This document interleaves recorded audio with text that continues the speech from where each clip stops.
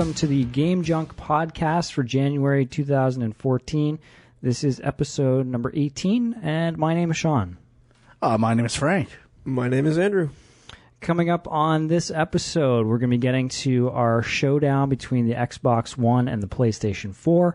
We're also going to be counting down our top 10 games of 2013 and our top 5 most anticipated games of 2014.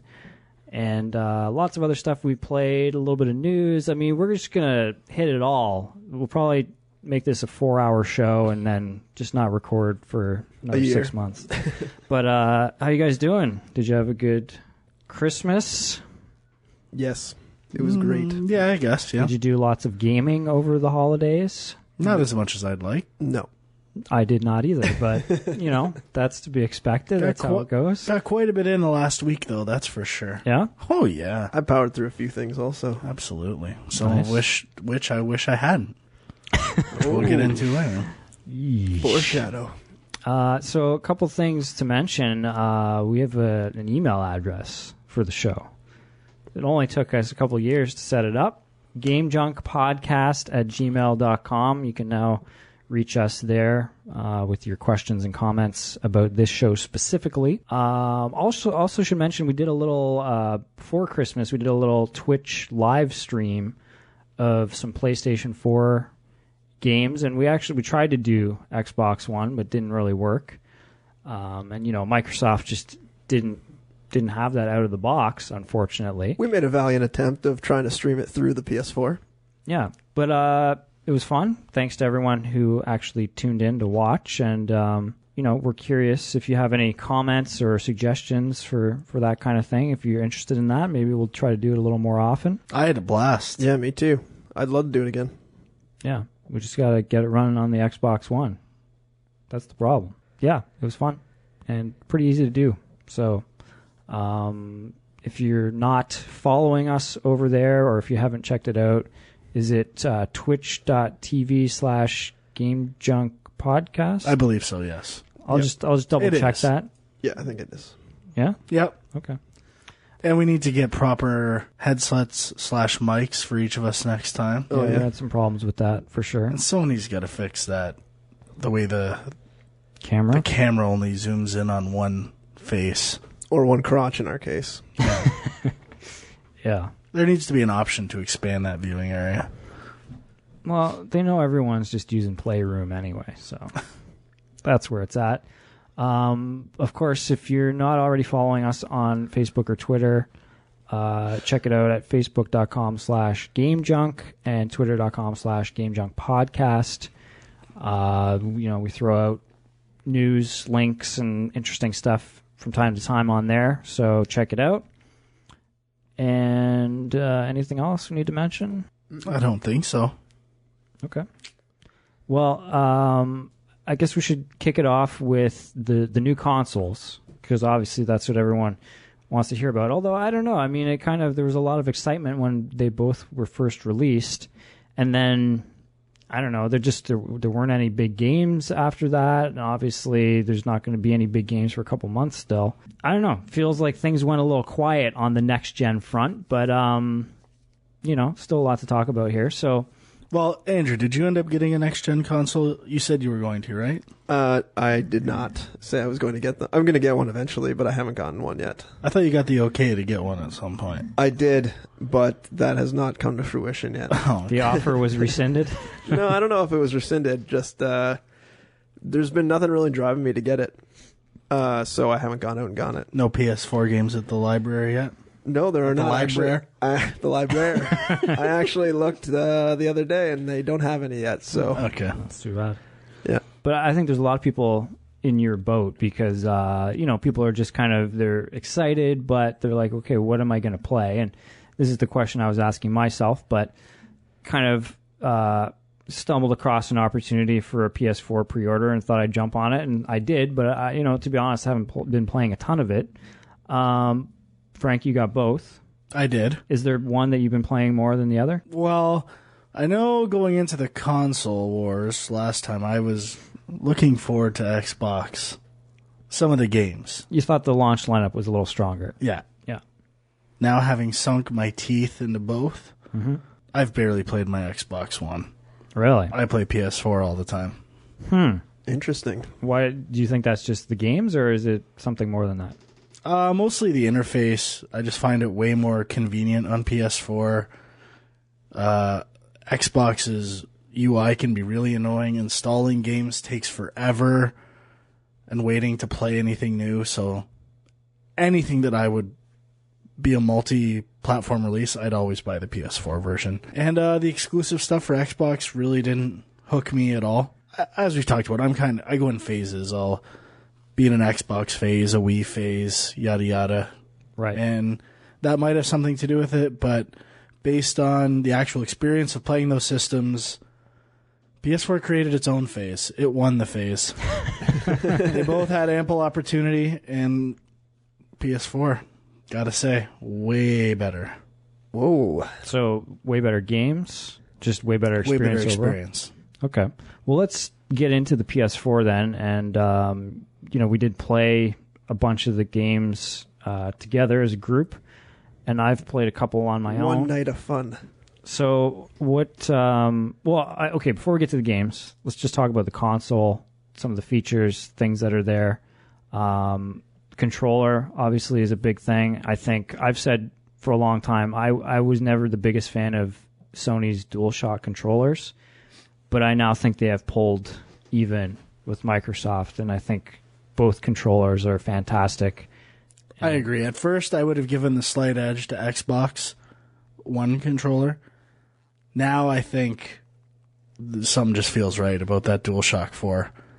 It feels so comfy in my hands. I actually agree. I actually purchased a DualShock 4 to use on my PC because I've been doing a lot more PC gaming this time between shows, and I love the DualShock 4. I was never against the DualShock 3, and I've been never really against the Xbox controller, but just from the time I played at your place, Frank, definitely I still enjoy the DualShock 4 much more.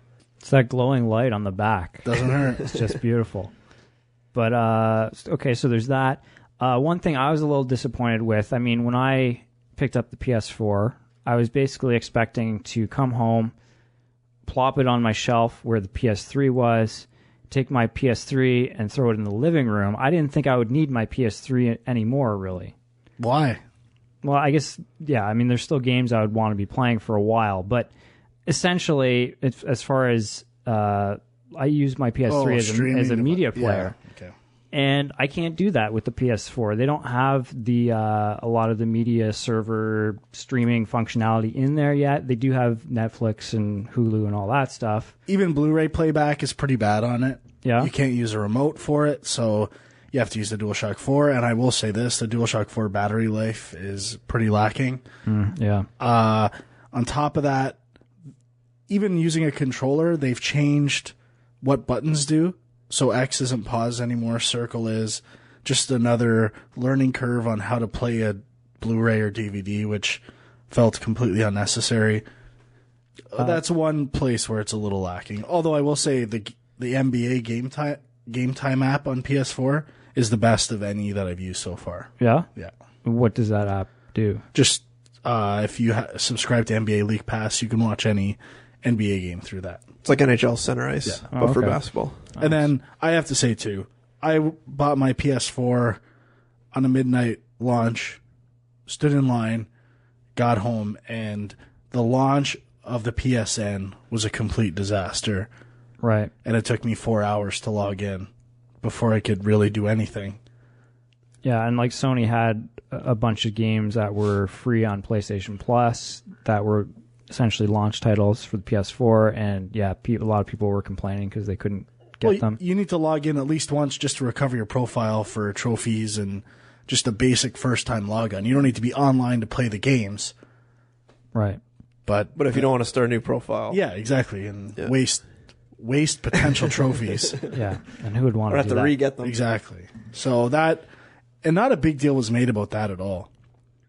Yeah, it kind of got glossed over. I mean, At all. Well, I didn't see that on any major gaming website. I saw, a few stumbling blocks on the PS. It's clear which console all these websites want to win. Well, that's true, but Oh, for sure. They all at the same time, though, the amount of people that actually went at midnight and got it and then immediately played was probably not. Yeah, I mean, but then the majority. but then the whole thing happened the next day. Oh, did it as well? Yeah, for people who actually bought it on the day it came out, especially once work days were over, there was another huge surge, exactly, and the same problem was happening again. Do you know how many reports I saw about broken Microsoft Xbox Ones? None. Oh, they were everywhere. Oh, were they? Yeah. oh yeah, that's right, because they had a lot of. That's all they were talking about. Talk about how shitty the launch of PlayStation 4 was. Didn't affect me because I didn't get mine till. I went on days Twitter later, and just looked to see how many people were having problems. Everyone was. It wasn't like I was an isolated incident. I think wasn't the Xbox One though something with the disk drive where it wouldn't actually read discs or something. Yeah, it was actually broken. So it actually stopped you from playing games. There's an actual hardware issue. What about when you couldn't play Diablo 4 because the servers were down? Diablo 3. Or Diablo 3. That's all I heard about for 2 fucking days on the internet. How come PlayStation gets a free pass on everything? Or SimCity. Yeah. SimCity Explosion. Oh, EA, we hate EA, but we love Jack Trent.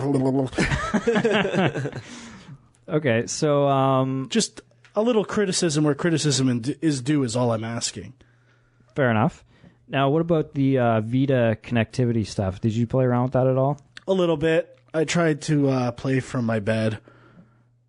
It wasn't happening? It wasn't too good. I was able to play. I need a better router at home, but still, it was not a smooth process. I'm a little confused because I had read a lot of people saying that it works well when you're sitting in front of the TV, but not elsewhere in your house. And that was the experience I had as well, but I don't see how that makes any sense. Yeah. Should depend on how close you are to your router. Yeah, I don't get it.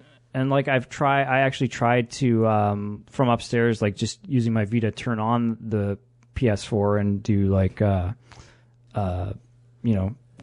remote play, but it didn't work. I'm wondering if you're in a certain proximity, if it actually just sets up a local area network, or maybe Bluetooth or something with your actual Vita. I don't know how it works, but there must be a reason why it works better closer. That is strange. You'd think it would be the router proximity. Exactly. Yeah, I don't know. I haven't done much reading on it, but it's a cool feature, but I haven't really taken advantage of it, and it's definitely been, from what I've heard from a lot of people, it's been inconsistent. Was it just the lag, or was it like the actual, like, what is it actually dropping, like a lot of frames and stuff? It worked pretty well at first. As I continued to play, there were problems. I will say actually getting in and dropping out of it actually works pretty well. And this is your remote playing PS4 games? Yeah. Cool. Now, again, the appeal to this would be shitter trophies. But I've already got my Vita. I can get trophies while I'm taking a shit. Right. I really don't need this. Well, but not all. Unless you're in a PS4 phase. Well, it wouldn't be a PS4 phase explicitly. It would be a PlayStation phase. Oh, a PlayStation phase. And everything under the PlayStation umbrella would be considered. But not every game you would want to play is a Vita crossplay game. It might be a PS4 only game. Or just a Vita game, which I would play if I was taking a dump. Right, but if you wanted to get trophies on a PS4 game, that's how you do it. Okay, so any other sort of hardware feature type stuff? I'll just say the revamped cross-media bar is very simple, very fast, amazing. Hitting the PlayStation button to drop out of games works flawlessly. Love it. By far my favorite thing about the PS4 experience. Yeah, I think it's pretty slick and even the voice controls. Like I have the PlayStation Eye. Right. I find the voice controls work better on PlayStation than they do on Xbox. Wow. It'll wreck it. That's embarrassing for Microsoft. My buddy Bus was playing around. He was just saying, PlayStation, Assassin's Creed, Black Flag. And it would just actually pick up the words and go to each game as you would say it, whether the disc was in or not. And it worked flawlessly. But I think they just, from what I've heard, Sony just doesn't have as many words and commands that they recognize, right? I guess. I don't think Xbox is all that robust, to be honest. Yeah. I've heard bad things I had tons about of issues. it not picking anything up. Okay. Well, we'll get to that in a minute. But, okay, anything for you, Andrew, just from what you saw of the PS4 in terms of the hardware and the UI and all that kind of stuff? Anything? Well, I played around a bit at work. Also, we have one, and yeah, the cross media bar, like you were saying, is really slick. People at work were like, "How do you get out of a game?" And I'm just like, "Well, on PS3, you just hit the PlayStation button, and then you usually could choose to quit the game." And sure enough, it was just as easy as that because there was no like, it wasn't as obvious without the start and select button. I guess I don't know. It seemed pretty intuitive to me. And I don't know, yeah, it seemed faster. Even the PlayStation Store seemed faster. Oh, that's for sure. The PS4. Especially going back now to the PlayStation 3. I've been having a lot of... I can't even get it's so slow. I can't even get... I tried right before we came here to get into the PS3 store, and the actual like store logo wouldn't let me go into the store. I had to like pick on a game and then back out to the main store section. So I don't know what's going on there, but maybe it's now screwed up because the PS4 is out. But overall, that the only thing I really experimented with that we haven't talked on is the share button. Like we all talked about, we all did the share button. That seemed to work really easily. I mean, Frank, you set up a Twitch channel for us, and then it worked right away. You just kind of like throw it in the PS4, put in your password, and bam, you're streaming. The only complaint is that you have to stop if you switch games. It would be kind of nice if you could keep it going, even if it was just audio. Although, was it? We were informed audio continued. Okay. Yeah, it was just the video that stopped. Yeah, okay. Which is all right. Yeah, I guess that's not bad. But I think it's because I think that's probably a security thing. Like, PlayStation doesn't want to show off whatever you have on your dashboard and stuff. Yeah, I guess. Or the cross media bar. Just that's the only thing I full could screen think of. camera, baby. That's all I wanted. Well, what was the game that actually, during a certain aspect of the game, blanked out as well for similar reasons? Oh, I think that was if you received a message. Yeah, maybe. If you see it, and just blanked out sections of the screen where the message came in. So if like someone messages you, it doesn't show their information. There's another game where it either. Oh, it was Knack when you were buying something or something. Oh no, when you open up a chest and your friends, and it showed what your friends had. Yeah, too, so it blanked you out couldn't see that. who your friends were. Yeah, so that is another like kind of security thing to make sure your friends don't get spammed or whatever by people. Pretty good thinking of that stuff, because that probably would have been an issue. Yeah, most likely. I would be spam. I went to the Knack forums and spammed friends to try. Oh, don't even get me started on Knack. We'll get there. We definitely will. But okay, let's talk games. What's the highlight for you, Frank, in terms of the PS4 launch titles? Exclusive? Doesn't have to be, I guess. Probably Resogun. Yeah. Yeah. I could see that. I mean, everything else that I like on the system is available for other systems, essentially. I will say this. At first, I was really frustrated with Killzone, and my friend was over the other day, and we were trying to get back into it, and I'm actually starting to like it, and I think I'll get back into that game soon. That's the one game we actually didn't play. Yeah, we didn't get a chance to try that one. The live stream, and I was planning on picking it up, but I just haven't yet, so I haven't even had a chance to play it yet. But everybody says that's the best looking game for the PS4 so far. Would you agree with that? I guess. Nothing has really blown me away, to be honest. I think the best looking thing I've seen is Flower, which is kind of... I mean, it looks awesome, but it's already been out. For Battlefield, Ghost, and Call of Duty Ghost both look pretty good. Tough to say. I haven't played the previous or current gen versions to see what the comparison's like. Right. But nothing is people are saying wowing me at all. I heard people talking about NBA 2K14 as well as being top for the graphics. But I'd have to agree. Well, let's talk about Knack then. This was the other... I mean, I guess the two big exclusive launch titles were Killzone and Knack. And I know a lot of people had pre-ordered Knack just if they weren't big FPS fans. That was the other game that was left over. And definitely a very divisive game, I would say. And, and I will say this. The only game I've beaten so far on PS4. That's a very interesting statement. Even though I hate it. So you definitely, having played through the whole game, stay with the statement that you hate it. That's your stance. That is my stance. Okay. I played on hard. Right. Which was one of the, if not the most frustrating game experience I've had in my life. It is a hard game even on what do we normal. play? Normal? Is that when we were at Just your the place? way where it has checkpoints, how boring it is, what it leaves up to cinematics rather than gameplay. Essentially, 4 mechanics in the entire game, and I'm including double jump in those 4 mechanics. Just unconceivably poorly designed game. I think I might do, if I'm trying to get a platinum on this game, which is a whole nother story altogether. I didn't know how the chest system worked in this game. Yeah. All the gems, the colored gems, are rarities.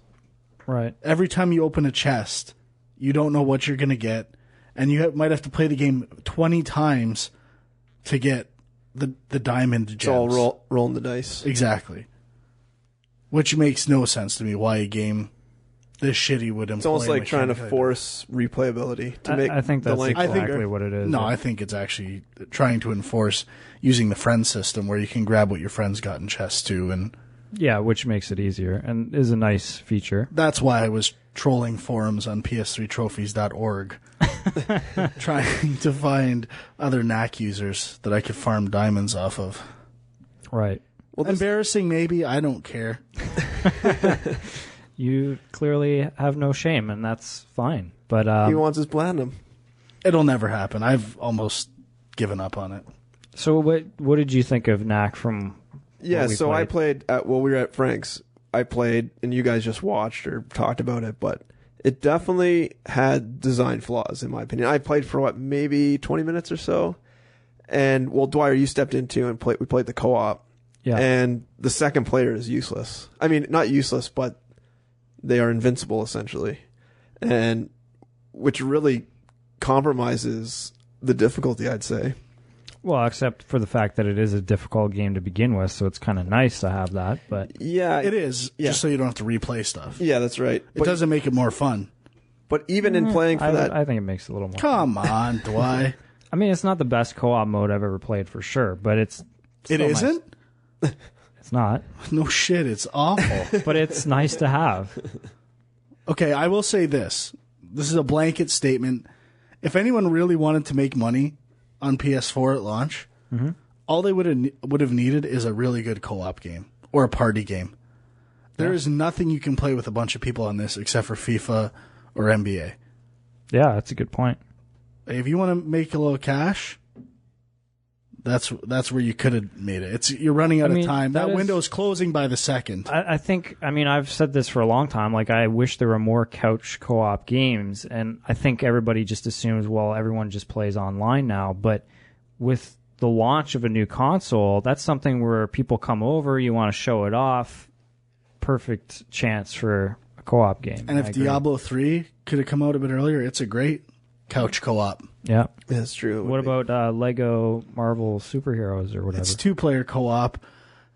I think their split screen, like that weird morphing the dynamic split screen is very cool looking, but it just doesn't work for me in this game. I find because the Lego games are getting so much better looking, there's almost too much stuff going on screen, and having a split screen makes it hard to tell what's going on, who needs to be where.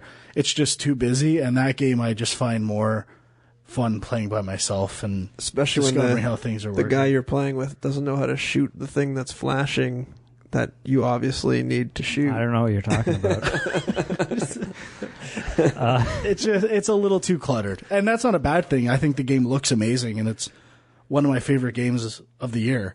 So I just would rather play it by myself. Just going back to Knack for a second. The one major flaw I had with the game was that there was nothing compelling me to do the combat. Like probably about 10 minutes in, I just started running past everybody because killing them doesn't get me any sort of currency or anything. And there was no real gating. So why would I spend my time fighting all these? There is in some sections, There is some, but there are large sections where you can just run past them. Thank God. Yeah. But I know, Well- Dwyer, you were trying to fight them all, and I was just like, screw this, let's just go.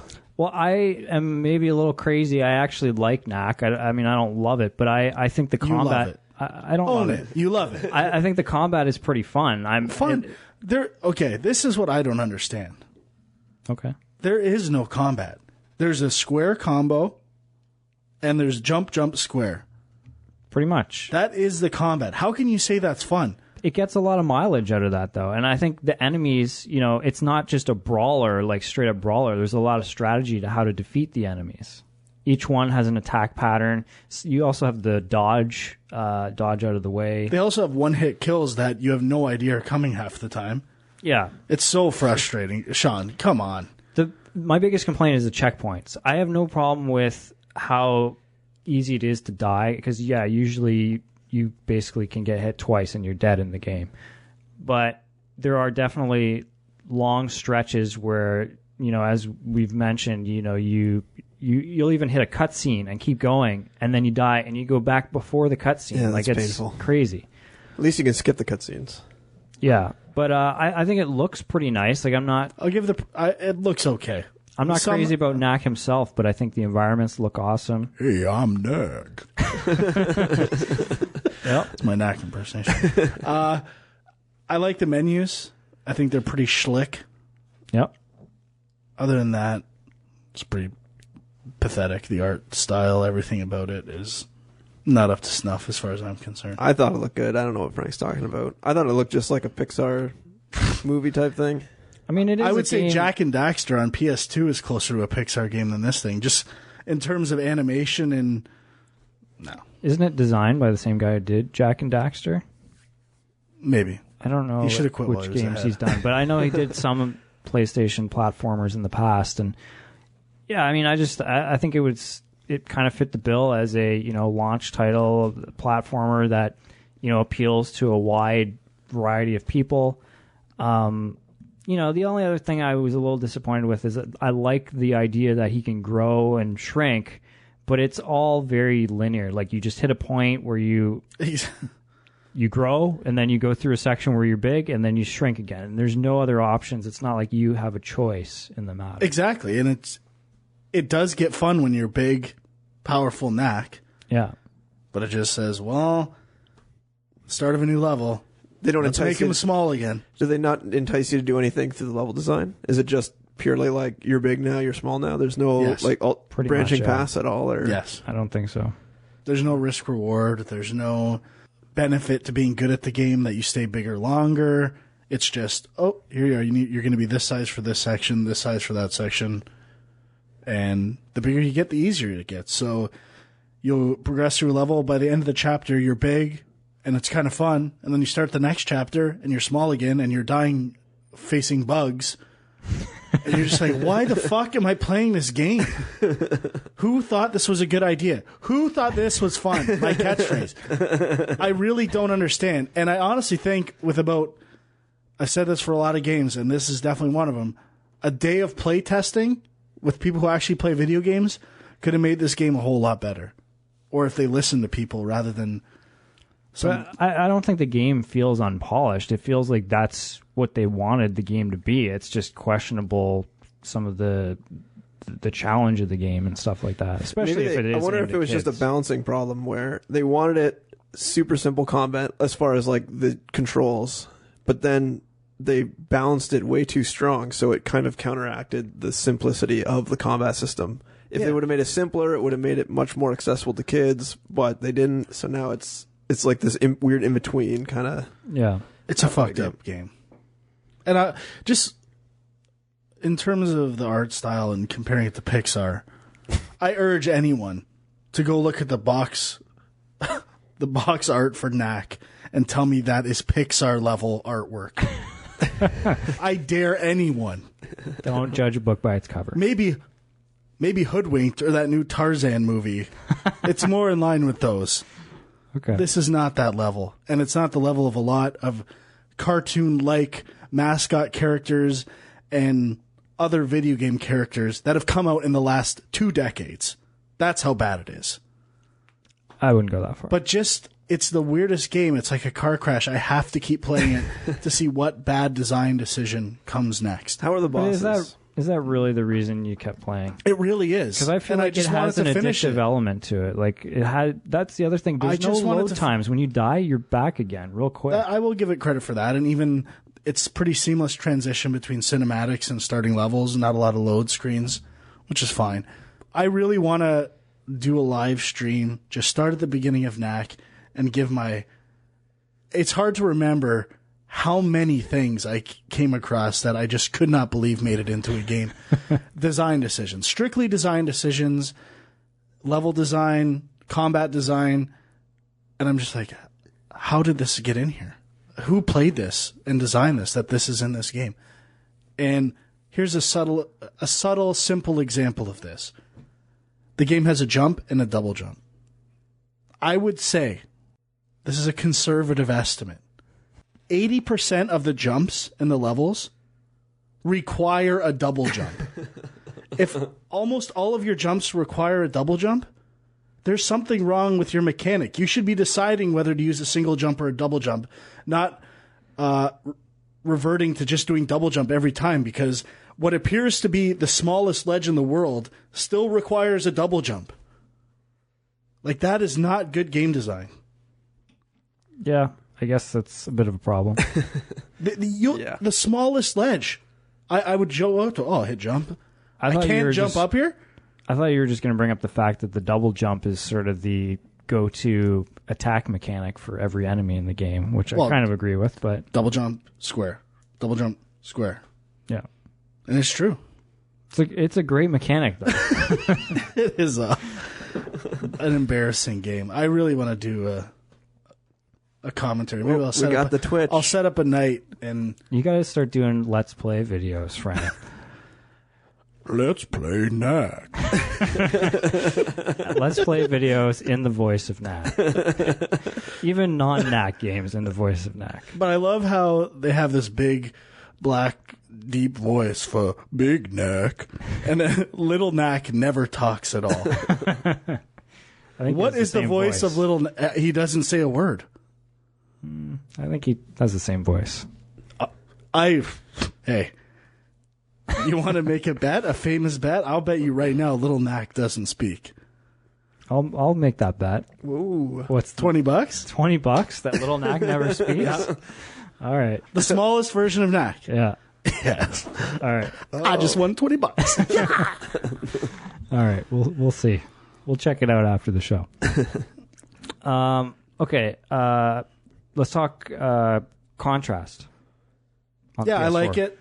I like the free on gameplay PlayStation mechanics. Plus right now. The guys from Pixelnauts did a lot of the background art for it. Yeah. Cool ideas, some cool puzzles, some frustrating platforming stuff, and T-posing needs a bit more polish. I think they're actually working on a patch for it right now, which will improve it a lot, I think. Now, was this a Unity game? No, Unreal. No, yeah, correct. Oh, okay. Because I really liked the mechanic, like the shadow mechanic and everything in the game, but it did feel a little bit like one of those games where you kind of just take the standard controls that are given to you by the engine and just let it go. Like it felt like it needed a little more refinement as far as the controls and stuff go. Yeah, it wasn't. But I can get that the idea of using projected shadows could be tricky to implement, and there might be a few glitches with that. And I didn't really have a problem with that. It was more just T-posing and getting stuck in geometry a lot of the time, and just a few things there that, especially when you're doing your dash mechanic, that's where I had a lot of issues too. But I liked it. Yeah, I mean, it's an indie game, I guess. And we're going to get into some indie game stuff later. And I find it really interesting how indie games are judged these days and which ones are given passes and which ones aren't. I feel like a rant is coming on. Oh, it's coming. Just to step in on Contrast, and I think Resogun is also free. And now there's another game, Don't Starve by Clay. Also free to play are Warframe, DC Universe Online. There's another one too. But these ones are the ones I'm talking about are the PS Plus ones. Correct. Yeah. So for all those listeners who don't have a PS4 yet but have PS Plus, you can go on Sony's website and actually purchase the PS4 versions of the games, even if you don't have a PS4. So if you're planning on purchasing a PS4, go buy them now. As in buy the free. Yeah, buy the free version. Costs you nothing. You just go to you add them to your cart, go to checkout, click OK, and they're considered purchased in your PlayStation account. So therefore, when you do eventually get a PS4, you have these games. That's a Game Junk pro tip. That is a pretty good pro tip. Because everyone who has PS Plus now is gonna continue paying for PS Plus when they get a PS4. So it just makes total sense to go do that right now. Or go do it for every free thing all the time. Anything that comes up, just go get it. And download it at will. Yep, that's right. Yep. Especially with the PS4 stuff, when you don't have a PS4, it makes like when I do eventually pick up my PS4, I'm guaranteed to have Resogun, I'm guaranteed to have Contrast, and don't start right out the gate, even if they're no longer free on PS Plus. I have a feeling by then you'll be able to get Knack for free too. Most likely, yeah. Absolutely. What else? I should mention Call of Duty Ghosts. Yep. Haven't played too much of the campaign, but the new, I think it's Extermination mode, which is the equivalent of Zombies mode with aliens. Mm-hmm. It's actually pretty fun. I've heard that, actually. I've been enjoying that quite a bit. What else? Assassin's Creed 4. Been playing that quite a bit lately. Yeah. It's the first Assassin's Creed game in a while that I think I'm going to actually finish, and I just like the environment now. Liking pirates feels a bit like cat humor or liking cats in a way. Cliched. Yeah, like just Yeah, but I think pirates make an awesome setting for a game, and there haven't been a ton of great pirate games. Yeah, I guess. And that's pretty much what it boils down to. It's not so much the pirate stuff. I love the setting, and I actually love the sailing mechanic and the it's awesome. Ship battles, all that stuff. It's an awesome, awesome game. I've been playing this on PS3. Have you played it on PS3 as well? Like, have you compared? I'm wondering. I'm just wondering. Past, man. I'm just wondering if they changed anything. Not the obviously the graphics are going to be better, but I'm wondering if there's anything else. Not that I'm aware of. Yeah, I wouldn't think so either. But yeah, it's fantastic. I bought Injustice and haven't played it yet. I just bought that the other day. Need for Speed Rivals. I'm actually liking quite a bit. I played it a bit at work. I only played it for maybe 15 minutes, but it seemed like the controls were really good. Seemed like I played, I think, one race as a rival and one as the cop. And I actually enjoyed the cop more myself. But I don't know. I thought it was pretty well done also. I think the smartest thing they've done is taken an open world game, right, and create a design which is basically structured around this risk reward mechanic of how much you build your wanted level before you bank points at a risk of losing them all by getting busted by the police. So this works as a single player component for either side, and it works as a multiplayer component where people are just dropping into your session and doing the same thing, only cars are controlled by people, not by the computer. And it works out perfectly. It is really an ingenious design system for that game that I have to give credit to. It's really cool. It's almost like self-balancing too, because exactly.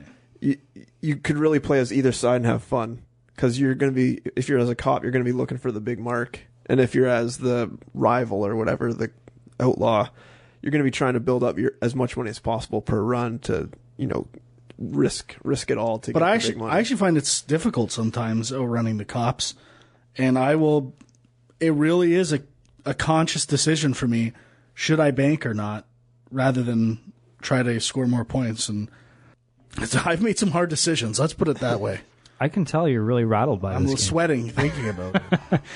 Now, when you're playing the game and you have another person drop in via the online play, are you aware that it's another human being, or is it kind of anonymous? The times it happened, I was completely aware. But just by how they were driving, or does it actually give you some sort of indicator? It indicates, of course, Sean. Okay. Well, I wasn't sure, because there was another game that came out a couple years ago that tried something like this. I don't know if you guys remember. It wasn't a racing game.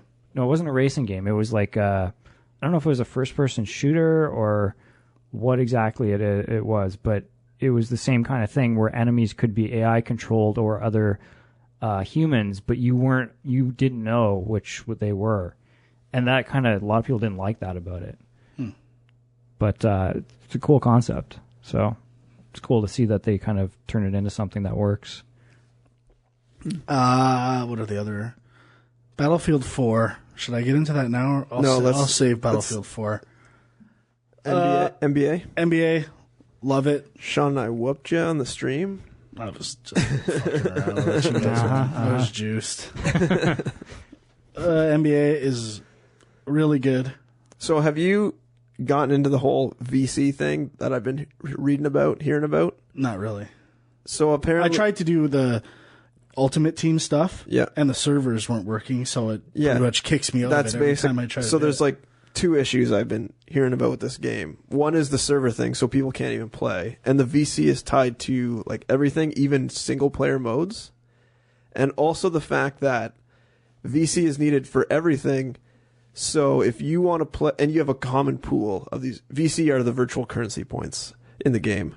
So instead of earning gold or money, you earn these VC.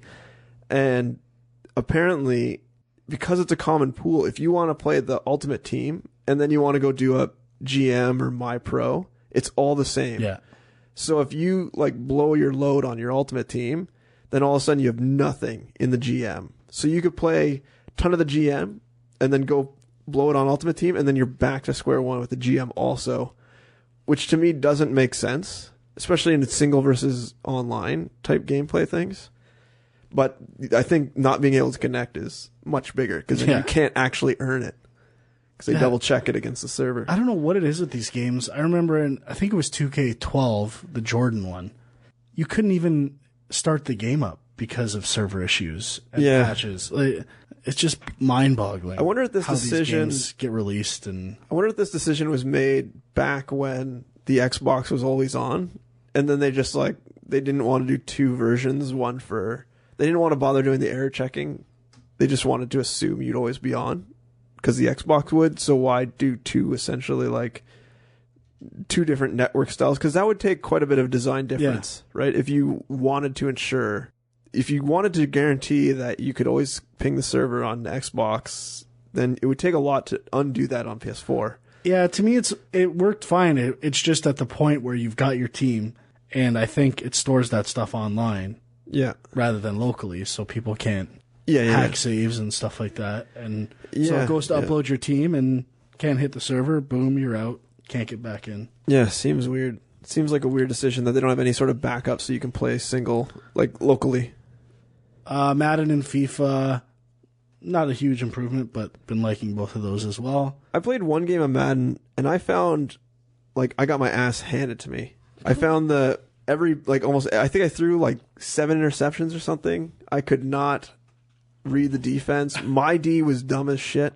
They couldn't do anything. I don't know. What's the common denominator here? Yeah. The game. You gotta throw more jukes, man. More jukes. It seemed like my players were slower speed-wise than the other team. I don't know what that was about. What team were you? Oh, I don't recall. Wait. Green Bay versus Chicago. I was probably Green Bay. I was Aaron Rodgers. Oh, and also I found that, I think this is my problem, though. I never step up into the pocket. And I think if you just run around? Well, I back up. I do a 7-step draw, and then I launch it. That should be fun. Apparently not. Apparently if you don't hold up, the direction up and throw, your passes are weak as shit. Whereas in the old Maddens, if you held down the button, it was a bullet pass. You didn't need to, and if you stepped into it, it was even harder. So I think it probably was mostly me, but it seemed like my guys were also dropping a lot of passes. Even if I lobbed, I remember one specific play, I had my tight end going out, and I just kind of lobbed it up to him, and he dropped it. And I don't know what I can do in that situation other than bench him. I don't know. Do they have Madden Connect capabilities where you can throw with the Connect? I'm not aware of that. Oh man, huge missed opportunity there. But both NBA games on Xbox and PS4 have voice recognition, and if you swear, Oh, yeah, I heard about that. Oh, yeah. it's actually You get a pretty cool. technical foul. It happened by accident. I was like, you gotta be fucking kidding me. You're out of the game. Brutal. Just quit the game for you. Are there any other games? Coach ejection. Well, you didn't talk about FIFA. Oh, it's I fine. liked It's FIFA a lot when we were playing it, but it's been Yeah, a it's little while since I've played it. It's pretty. FIFA, That game so. in general, I think it's sad because I don't feel like that game gets any love because it's been so good for so many years that it's just kind of a given that it's going to be awesome. And I don't know, that game is pretty incredible still. Yeah. As I said, Killzone was not crazy about it at first. Starting to come around to it now. Need to give it a little more time. Lego Marvel, love it. Think it's awesome. As far as Killzone goes, is it like, were you a fan of the other Killzone games? Yeah. Well, 2 the most. Yeah. 3 never really got into. So, does this feel like just another Killzone, or is it? Not really. The levels are a bit more open in the way they set up the objectives. My criticism would be the UI is not intuitive at all. And maybe it's just a learning curve of how these things work, and it's actually really small as well. Even on a big TV, it's tough to read and pick up where you should be going at times.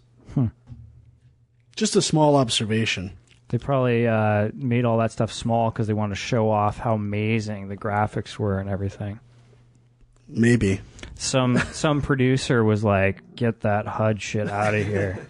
All the titles of the PlayStation 4 games so far, I think, the maximum letter is N. NBA 2K14. There's nothing Well, Warframe. for ones you can buy in stores.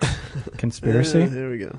Now, on the Wii U, every game I own, I think, is past the letter S. L. Weird. And it's Because all they're all Mario games. It's all Super Mario. It's all bottom heavy versus top heavy. Just some interesting alphabetical observations. Well, that is definitely, like, I know people have talked about even for Netflix and stuff, like indie films and what's that company, The Asylum, all their movies, they try to do like A, B, and C because they know that people will have a better chance of finding it in a huge list of alphabetical movies. So the same thing happens with games. Like I remember my one buddy was working on an Xbox Live Arcade game a while back, and originally they wanted to call it, I think, Space Opera or something like that, and they changed it to Aces of the Galaxy, specifically because they wanted the letter A. It'd be interesting to see if you released the exact same game but on different titles, if one drastically outperforms the other. I think it's been proven. Like, people have looked at the stats on this stuff, and it's definitely a factor. So, all right, do it. Get into Battlefield. No, well, we'll save it for the news, right? sure. We're going to tie in with Don't the you, news. Okay. don't you want to talk about just the general Game experience in of the general. game? Because a lot of people have been finding it's one of the more impressive next-gen titles. Let's save it for news. Okay. Okay? Let's get into Xbox One then. Yeah, I was really excited, like you said. Rise, technically impressive. Was liking it, just not getting into the story at all. Yeah. I don't know, it's almost like I need to just dedicate a day and beat Rise, and I think I'd end up liking it. I don't think it's, from what I've played, it's not as bad as some of the reviews have ripped on it. Right. I think that's probably one of those games that I think we were talking about last show where, like, if you sit down with it and play it through 8 hours, you're going to get bored with it and it's going to get repetitive. But if you were to play it like in 1 hour chunks or half-hour chunks over a longer period of time, I think it would be more stomachable. Yeah. I like you pointed out the like graphically how it compares, and I would probably say, not from having seen a ton of it, both Rise and Forza looked better than anything I saw on the PS4. I would agree.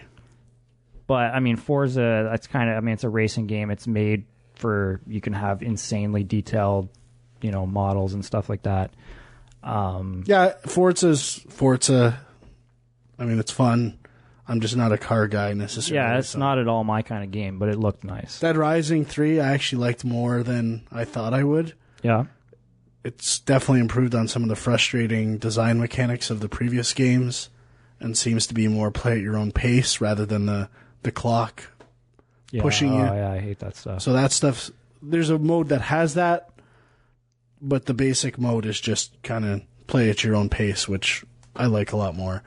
Crimson Dragon, huge disappointment. Yeah? Yeah, you were jacked up for that game, just too. so flat. Feels so flat playing it, and unpolished and old. I don't know. So it looks there's great, no but retro or nostalgia kind not of joy me for anyway. it? Killer Instinct liked. Haven't devoted a ton of time Now, to it. what is the deal with that? Because isn't it free, but only with one character or something You like get that? two. I bought the full version, Okay. so I'll get all characters whenever they're released. Okay. But you just haven't... Yeah. Now, there's a co-op game. That I would assume would be a game that... I only have one controller for Xbox. There you Not go. really co-op either. Well, It's yeah, not, they but don't have I mean, like tag team battles, right? Not like Soul I don't know. Calibur. I don't know. Good question.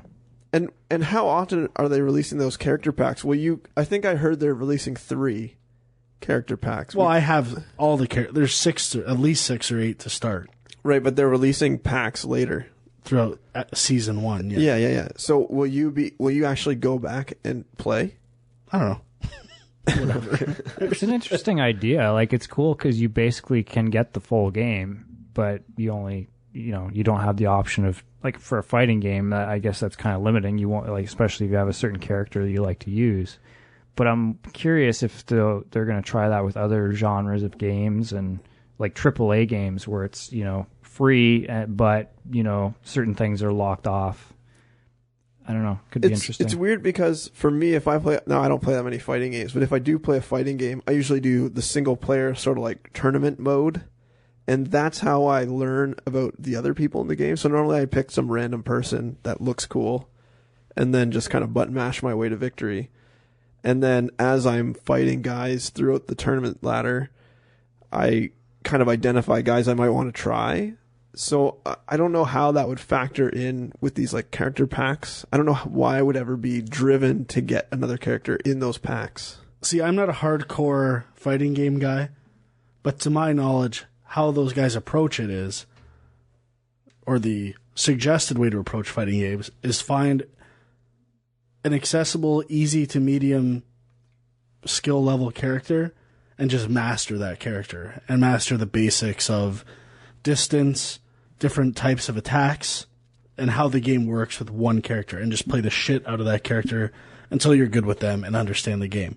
And what Killer Instinct has, it has amazing modes of showing hitboxes, windows for attacks, all that stuff. It's got amazing tutorial modes for learning how to play fighting games. And that's what really attracted me to it. That's pretty neat. It's just been a matter of devoting time. But that is something that interests me, because I see guys who are amazing at Street Fighter, and I just don't see what they see on screen. They've played these games for so long, they see windows, what's happening, and it's just one of those genres that it just boggles my mind how they're so good at. That's what turned me off when I bought Street Fighter 4. I was really excited to kind of dive back into a fighting game, and then I'd play a couple online matches and just get absolutely destroyed. Yeah, and even single player, I'm not that good either. So Yeah. I'd have I'm to play on hoping like very easy. Killer Instinct can help me with that. Okay. Yeah. And Power Star Golf. The golf game that came out. Best game for Xbox One. Well, I like it quite a bit. It's pretty much a Hot Shots Golf rebuff. You love Hot Shots Golf? I do. It's probably my favorite game ever. So what is the standout on Xbox One then? Okay. Still waiting for a phase to kick in, though. But what game would be if you could only play one game for the Xbox One, which one would it be? I don't know. Dead Rising? I would think so, yeah. Yeah. Okay. Couple more quick questions. What about, you kind of already talked about the voice control stuff. Yeah, have you used it? The TV stuff didn't work for me at all. Oh, okay. So that's just because you're I in don't know if Canada, that's a or- Canadian thing or my cable box or what. I could not get it working. Yeah, I don't know for the anyone life of else in Canada that has one, or if they do, they haven't tried the cable me. stuff. So it's- it'd be interesting. So that sucks. The binging and snapping windows and all that stuff, I have not enjoyed, and I don't know if it's a lack of knowledge on my end of the commands, but Does it have the NBA TV on Xbox? I think so, yeah. Have you tried like snapping and playing a game while watching a NBA No, I stream? probably should. Be interested to try that out. See if it works. You might find yourself in an Xbox One phase. Okay. That's a good point. Any other thoughts on Xbox One? I like the How do you actual guys- look of the console. Everyone complains that it's really big and heavy, and the Kinect actual camera is really big and clunky. But I like the look of it. I don't find it that different from the PS4 aesthetically. No, Yeah. it looks the same to me, other than the slanted angles. A matte half versus a glossy half. One's a parallelogram, one's not. Does it have a power brick again? Or is it? Yeah. Is that in the? Oh, it does. Eh? What about? But it is a beast of a console. Yeah. What about you, Andrew? Any thoughts on what you saw of it? Well, we didn't see that much. I think we only played Rise and Dead Rising, right? I think that was it. So, and we didn't really play around with any other stuff. I think we spent most of our time kind of trying to get the PS4 to stream the Xbox, but then we found it was mirrored, which kind of made it all weird. Yeah. Yeah, I don't really have any other opinions. I haven't talked to anyone else that has one, I don't think, other than you, Frank. So I haven't even been able to get any other opinions on it. I don't know. It seems like there is no buzz about the Xbox One anywhere, other than like buzz coming from Microsoft at CES about their sales numbers. That's like the only thing I've heard about the Xbox One lately. Well, that's a good segue then, because we can jump into some news stuff, and I did want to talk briefly about the sales numbers. I guess Microsoft said that as of the end of 2013, Xbox One sales have passed 3 million. And then, like a day later, I think Sony said as of December 28th, they've sold 4.2 million PlayStation 4s. So, I mean, initially, right off the bat, it sounds like Sony's winning. But then you also got to factor in that I believe Microsoft launched worldwide and Sony only launched in certain regions. So, Yeah, Sony hasn't even launched in Japan yet. really? Yeah, they don't launch in Japan until February 22nd or something like that. That's crazy. Yeah, so that could be a huge explosion of sales for Sony. Yeah, so it does seem to me like the PlayStation is winning. I don't know. I mean, it seems like that's what everyone expected anyway. But, you know, it's still early. So I don't know really big that it time. means all that much. But both have big numbers. So I think in general it looks good for next generation consoles. I was actually kind of wondering if they both might kind of flop. Like it kind of...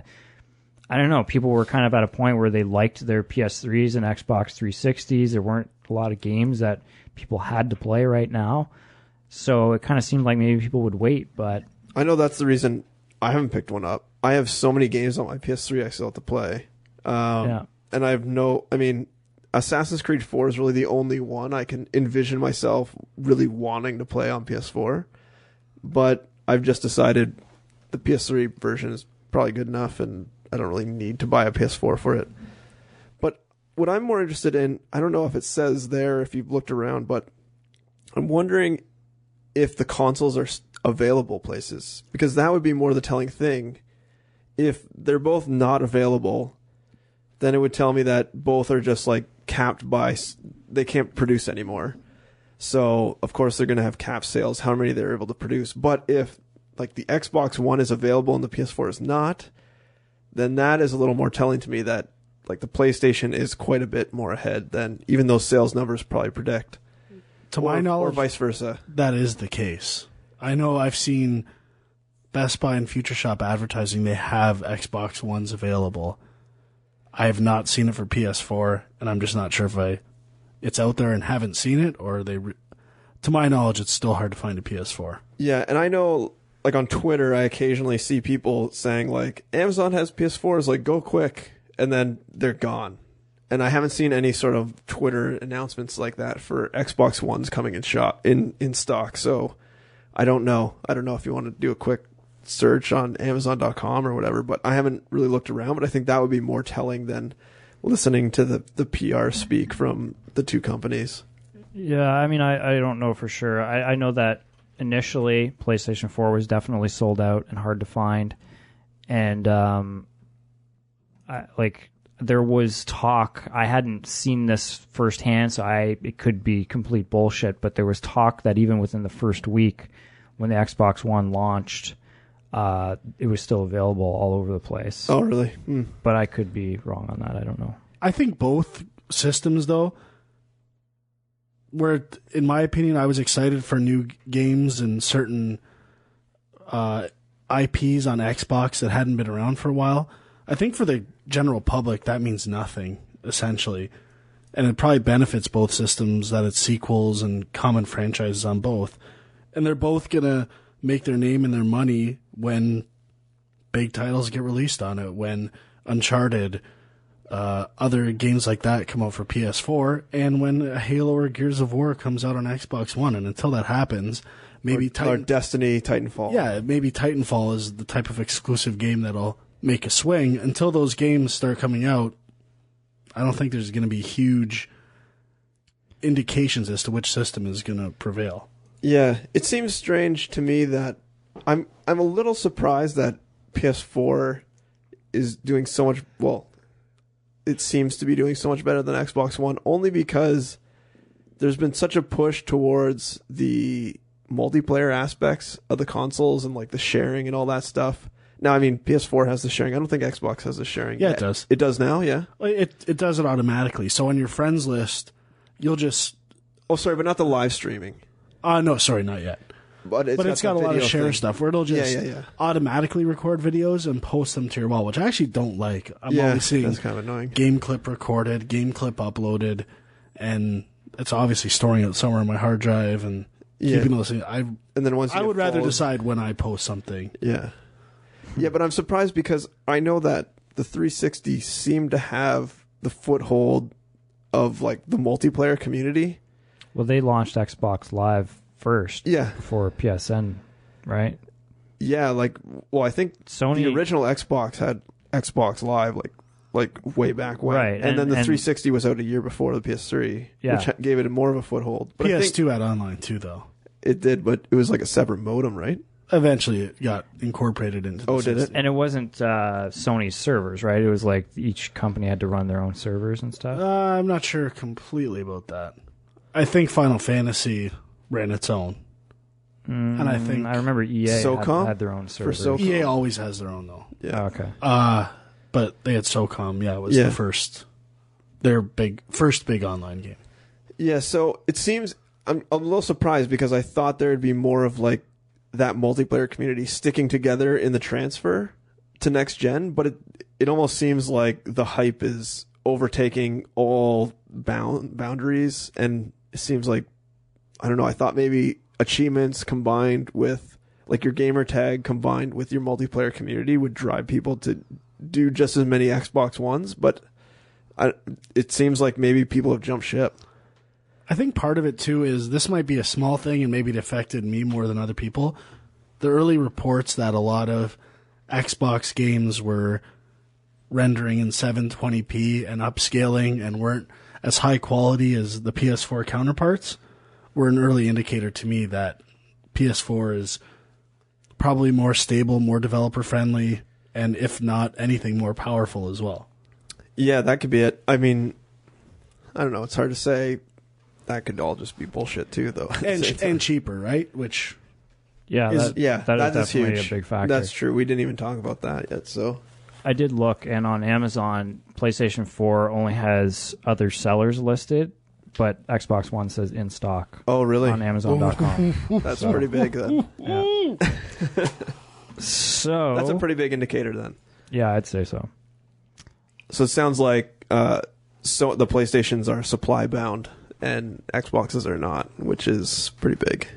Okay, well, let's talk about Battlefield 4. I know you're dying to get to this, Frank.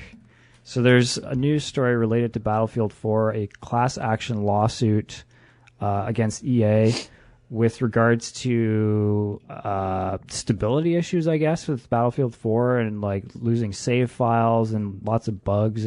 But the lawsuit is from EA stakeholders, right? So basically, owners of the company. So from what I get out of it, it's the investors, because I guess when Battlefield 4 launched and all these issues came up, their stock plummeted.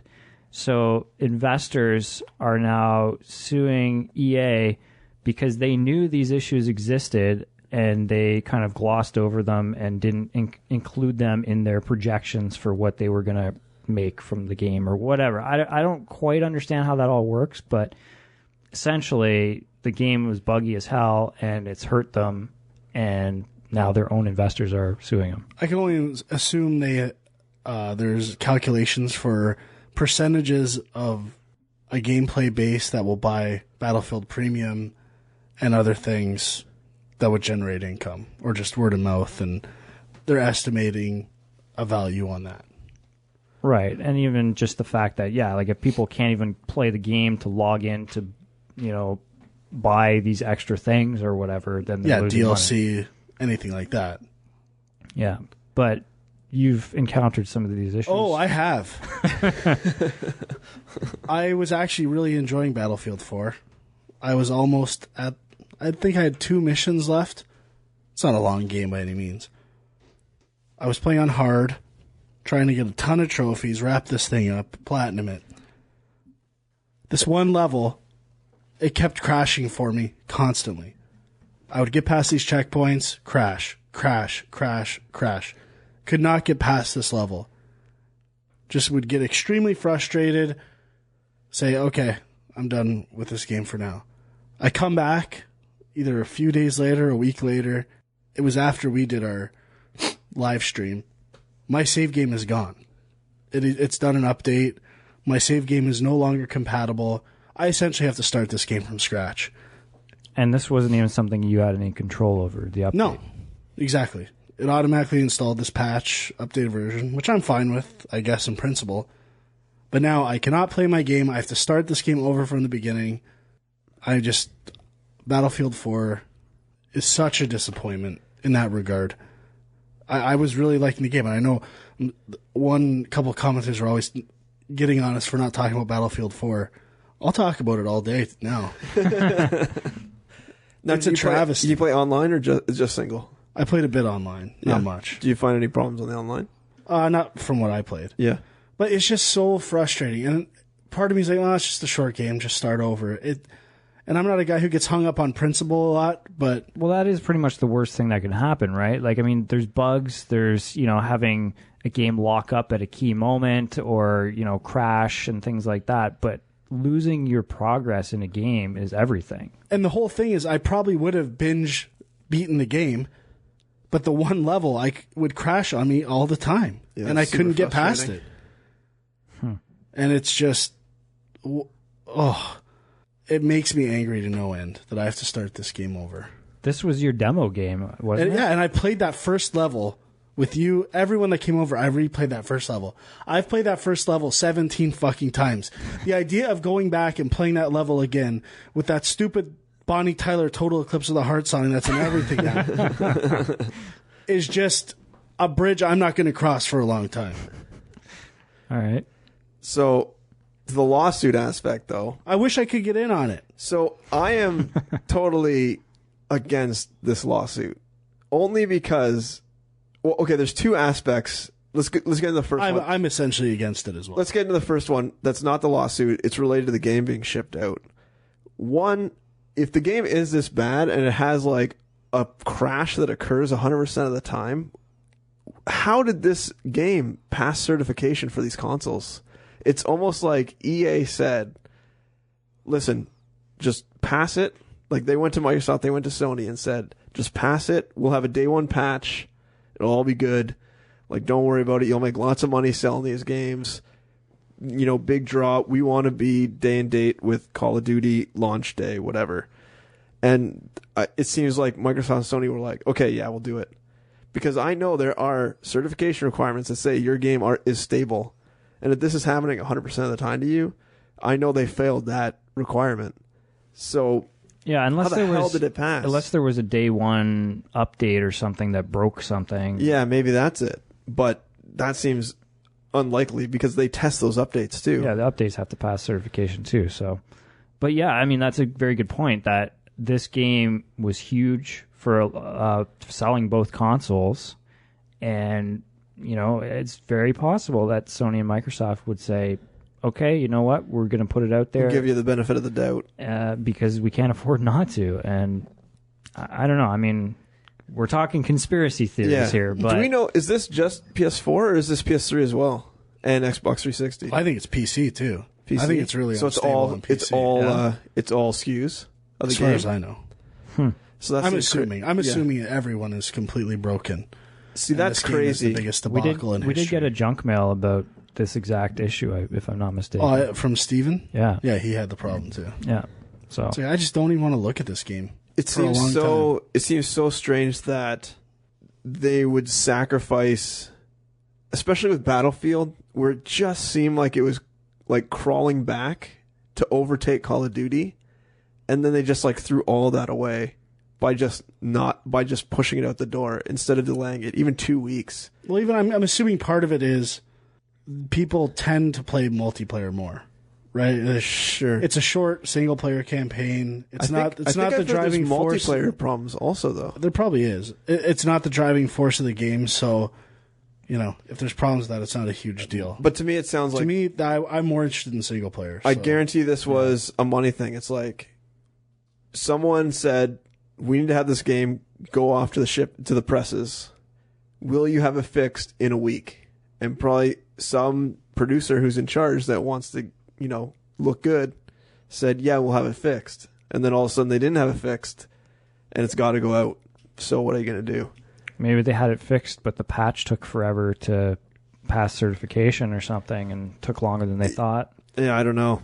Seems questionable all around. Testing any patch, it's totally different animal once it's in a mass base versus local testing and stuff like that. It's totally different. But the thing is, like, what happened with reviewers, like people who were reviewing the game and played through the single player campaign? Like, obviously they weren't.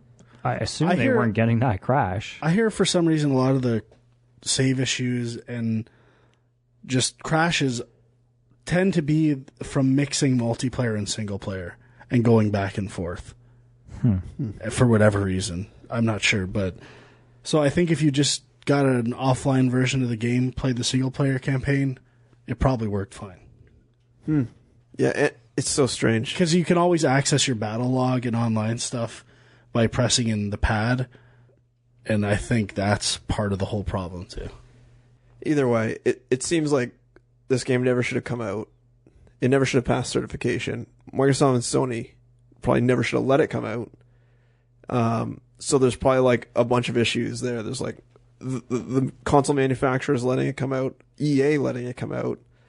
I don't know. It just seems strange. But then back to the lawsuit, I don't understand how the owners of a company can sue essentially themselves because they own EA. How can you sue yourself to try to get money saying you fucked us out of our stock money or whatever? I don't know. It may not be a good analogy, but it's almost like owners of a car company owning stock in, let's say, Honda. The new Honda Civic comes out. All of a sudden, it has all these recalls. For whatever reason, tires blow, whatever, blah, blah, blah. Stock goes down. It's almost like them then blaming the car company that these recalls are occurring and then suing them, which to me seems outrageous that would ever happen. It's almost like you are putting faith in the company by buying their stock and they make a bad business decision, and it's almost like you want them to pay you for fucking them on the bad business decision. Yeah, I don't know a lot about it. I don't know if it's that. It isn't business junk. What can I say? I don't know the answer to this question, but yeah, it is. It does seem strange. I totally thought it was players suing for the problems. If you're pissed, sell your stock. I thought that's what the stock market was all about, taking risks. I don't know. It just seems so weird that then EA's then going to have to spend money to pay lawyers to fight essentially the people who own them. Yeah, it's almost to lose money in both ways. I don't understand where these stockholders think the money's going to come from. It's going to come from them, from their company. Well, it seems like it's stockholders essentially a lack of confidence in a board of directors that are either lying or not releasing full disclosure to their shareholders That's the situation here. Now, I don't know in terms of business if when you're investing, there is transparency laws with board of directors and quarterly meetings and stuff like that, and I'm assuming that's what it's regarding. Could be, yeah. And I do think there is a precedence there. And if you are investing in a company, you're also expecting full disclosure from the board of directors and the majority shareholders in what's going on, and that's the issue here. And I'm assuming they have knowledge or somehow would assume that they had reports of how unstable this game was. Maybe. And a representation of how big of amount or percentage of company profits in a business plan or projections that this accounted for, and things they were told were not accurate. Yeah. I'm wondering if it's just a matter of, in general, I wonder if they do have access to like all the bug tracking software, but it's just so much, right? Like even working on one game, the bug tracking software gets so filled up with crap that no non-technical like shareholder who knows nothing about games will know anything what that means. And then but you get annual and quarterly reports that tell you what yeah. their estimations are for that. And if those estimations are lies or they feel like they're covering up stuff and then they have proof somehow that did happen, that's a different story. Yeah. Then there's definitely either way, there's like litigation. 3 levels of strange occurrences that have gone on around this game. And it just seems so strange that wasn't there another lawsuit as well? Or is it just EA but a different game? I don't know. And to me, it just sucks because up until then, as I was playing the single-player campaign, I was loving it, and I thought it was going to be on my top 10 of the year until all this shit happened and pretty much sullied my experience completely. The other strange thing is that it's not fixed yet. Is that right? I don't think it'll ever be fixed. I'll never get my save back. Right. You're saved, but do you know if a patch has come through? I don't want to try. Fuck it. It's so strange. Like, if there hasn't been a patch yet, that means there was a serious problem. Well, I think there has been a patch, but I'm not going to waste my time playing a game again. Yeah. For a chance that I'm just going to have to start over. Yet another good reason to be a late adopter. Fuck yeah. Battlefield 4, not impressed. Yeah, according to this, there's actually 3 lawsuits against EA over this whole thing. So it's a pretty big disaster, I'd say. Let's get to a couple CES-related news stories real quick. And then Game Junk pro tip, don't buy EA stock in the next coming year. Yeah, really. I would say the opposite. Do buy now. Might be a good time to get in. It's low. Wait for Titanfall. That is true. Okay, so Steam machines. Do you guys have anything to say about this? So they announced like 14 different models. Some of them, in price ranging from $499 to like $6,000 or something. Yeah, like some insane number. I am so confused right now about what Steam machines are, what the point is. Really? Well, yeah, because I thought what they were trying to do is essentially boil it down to, okay, we're going to have you have a pre-built rig that we can sell to people to play games on using our OS. And it's going to kind of take some of the guesswork out of having to build a PC, and it's going to make it easier for us because we can like tailor things to the hardware. And instead, they've gone the opposite direction. There's so many different ones out there that like, what's the point? That wasn't my understanding. Mine was the Steam OS was a simple platform designed to be used in a living room setting. Right. That could run on any Steam machine someone made. And then it would be your option to decide what level fidelity of gaming you want to pick a Steam machine that matched your gameplay experience. If you want to play games at the highest quality level, you would seek out a level of Steam machine that you felt was appropriate. I mean, I just thought it was going to be 1 or 2 Steam machines that looked a certain way, and then you could just interchange parts inside. But you've got like these are all different colors and shapes and sizes. Like it just seems confusing. It's completely what I envisioned would happen. What I didn't envision. So I thought this. So I think we talked about this a bit last show, but I'm still surprised that they didn't set almost like hardware levels It's like low, medium, high tier. It's just all over the place. That's true. And not only is it all over the place, but it's all different manufacturers of everything. There's like different motherboard brands, different, like you can get AMD or Intel, you can get NVIDIA or ATI. So it's not even doing any of the developers a favor by saying your stuff is it's almost like there's no gain to the developer, and the only gain to the consumer is that it has the Steam brand on it. I guess to me this is just a way to get a PC gaming library through Steam, which people have embraced, especially because of sales, Humble Bundle, stuff like that. A way of getting that experience in the living room. That's all it was to me. Well, and I would be all for that if it was at a price point that was competing with consoles. And I guess $4.99 is coming close, but I don't know. The other thing I'm confused about is I was reading that the Steam OS is Linux based, and there's like most of the games that people have. They do have a PC one too. They do? Yeah, I think so. I think I read that. Well, some of these. Steam OS is Linux based. There's versions of the Steam machine that will run both. They'll run Windows 8 if you want it, or they'll boot in Steam OS mode.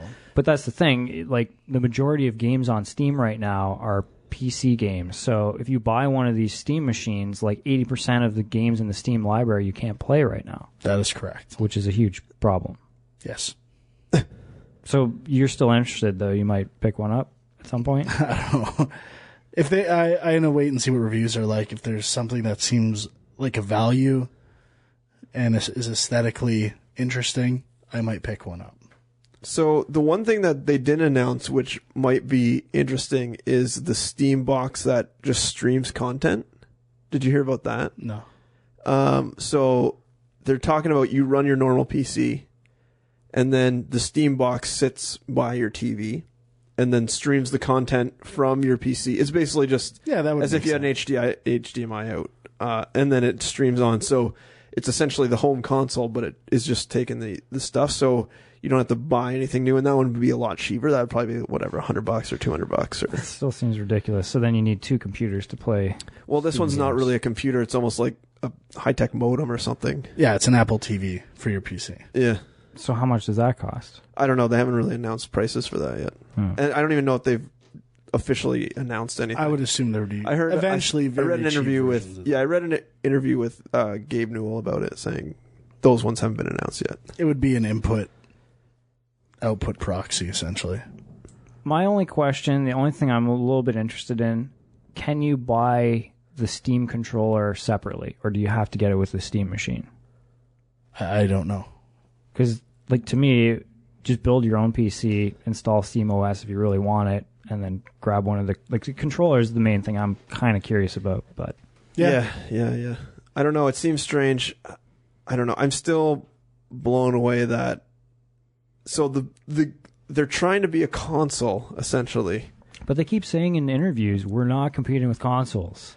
Yeah, I know, and that's the weird thing is that you have this... So we're going to get into indies later, but... There's like this wild west of PC gaming essentially where you can literally put whatever the fuck you want. If you get greenlit on Steam, you could put up a Steam pile of shit and it would go on there. But so there's steaming pile of shit. Yeah, steaming. But there's no there's no certification process on a PC through Steam or through any sort of like Windows thing. So if you then now have a Steam box that you're tying to Valve, and then you now have consumers that are assuming this is a console, I'm wondering if they'll get backlash when people find these games that are not done, crash their machine. You know, there's going to be strange bugs that kill people's machines because there's no rigorous testing that goes on for these indie games. I think I can sum up this concern in a retail setting.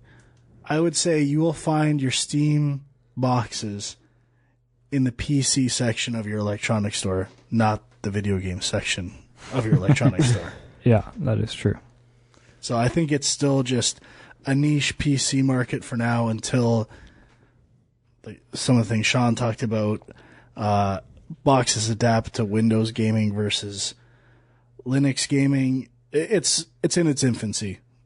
Is essentially where we're at with this stuff, and that's fine. But it is an interesting idea, nonetheless. I still think it's smart of Valve not to be making the hardware themselves and just letting other people do it. That way they don't have any of the risk. They essentially have no risk. They had the cost of developing the controller and the OS. And an OS that would run on that. And essentially you're seeing their potential install base expand exponentially. Yeah. And essentially cornering the market on PC game sales. Because right now, I think the Windows Marketplace still sells games, right? It's not Windows Live anymore. Windows right? Games for Windows is done. That's done? Oh, okay. Because there's not many other outlets other than like GOG. Yeah. Origin, I guess, too. But I mean, if you have dedicated Steam boxes, you no longer have those as options. Whereas if you buy a PC with an HDMI out, if you want to buy a game off GOG or off Origin, you can still play it on your TV. Mm-hmm. So I think this is one step closer to monopolizing the PC / I think part of it too, which we're kind of brushing over in terms of PC, is I think this is where it gets weird. But I think the goal is kind of to eliminate the need for a keyboard and mouse in the living room with a Steam box. But to me, people who love PC games are still going to want that keyboard mouse experience. Yeah.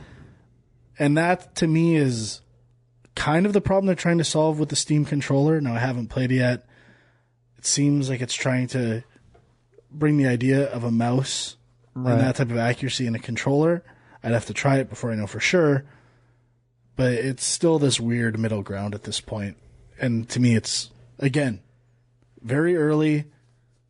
We'll see where it goes. There's a long way to go with this stuff. Yeah, I just feel like we don't know exactly what their end game is yet. Like, I'm still kind of trying to piece it all together. I don't know what they're trying to do other than just be in your living room alongside all these other set-top boxes and stuff. But it seems like Valve's game plan is just the slow burn, just come in. Like, even when Steam, the platform itself, first came out, I remember I hated it because it was like super cumbersome to use. You couldn't find anything.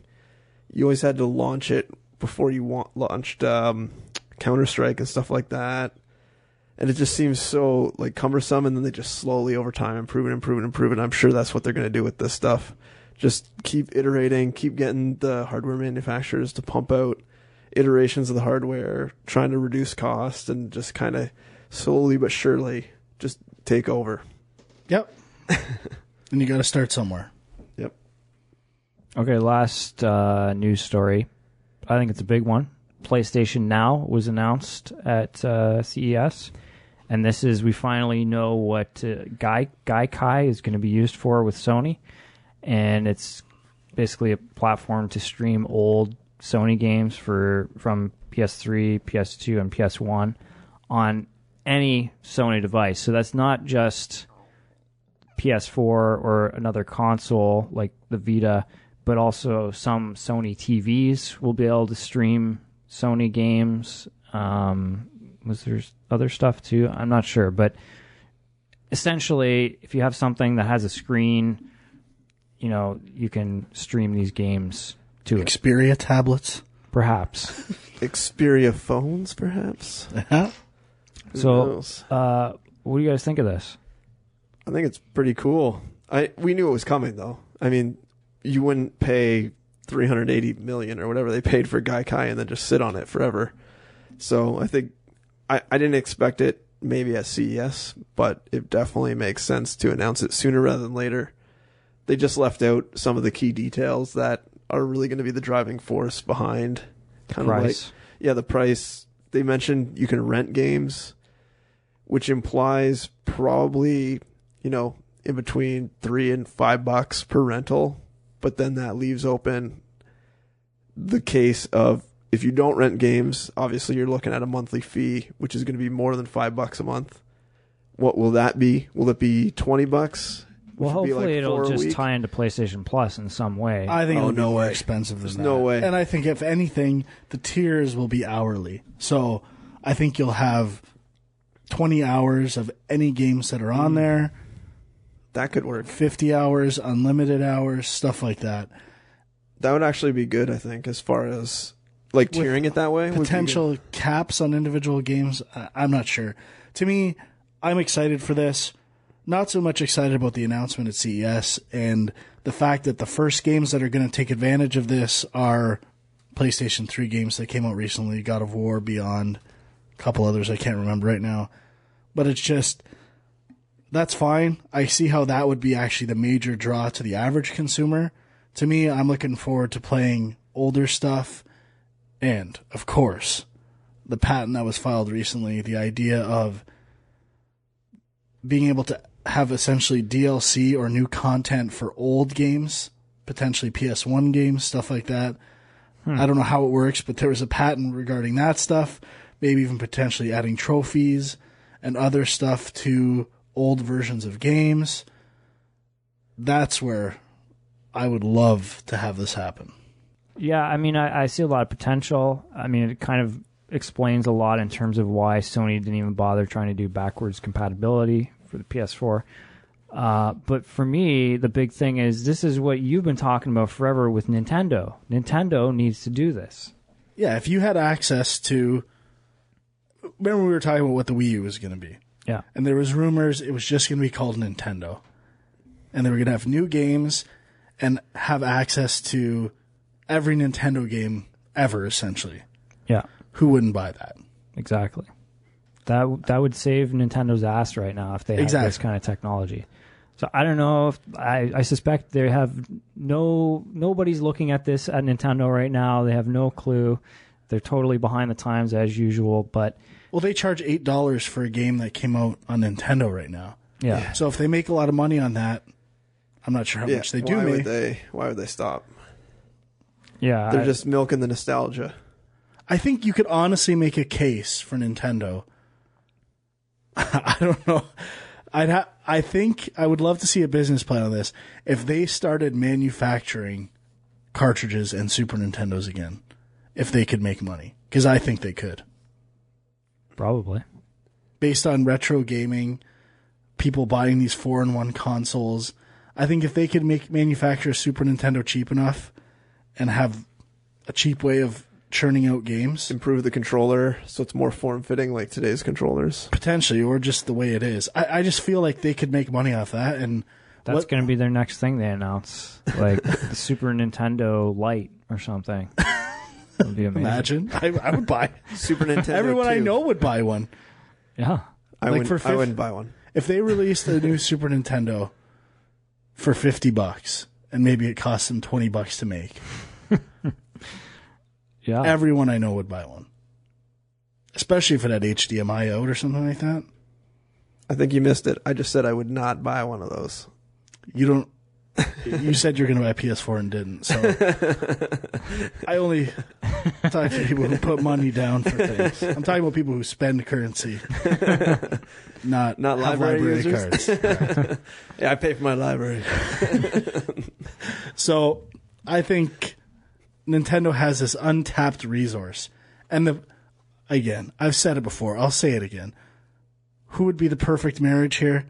When this is going to happen one day, I just hope I live long enough to see it. Apple and Nintendo are the perfect marriage partners. Apple has the app delivery device for this stuff. They have a mass market install base. You pair that up with Nintendo, it's going to generate tons of money. And I think the day will come where Apple will buy Nintendo. Okay, quick question. Bold statement, but I don't see it out of the realm. They're so similar. Like, they live. The only problem is they live in their own little bubbles. Yeah, they each have their own little bubble. That is a similar bubble, in terms of aesthetics, how they approach things, ignoring the competition. If they could just align those Venn, I was going to say Venn diagram.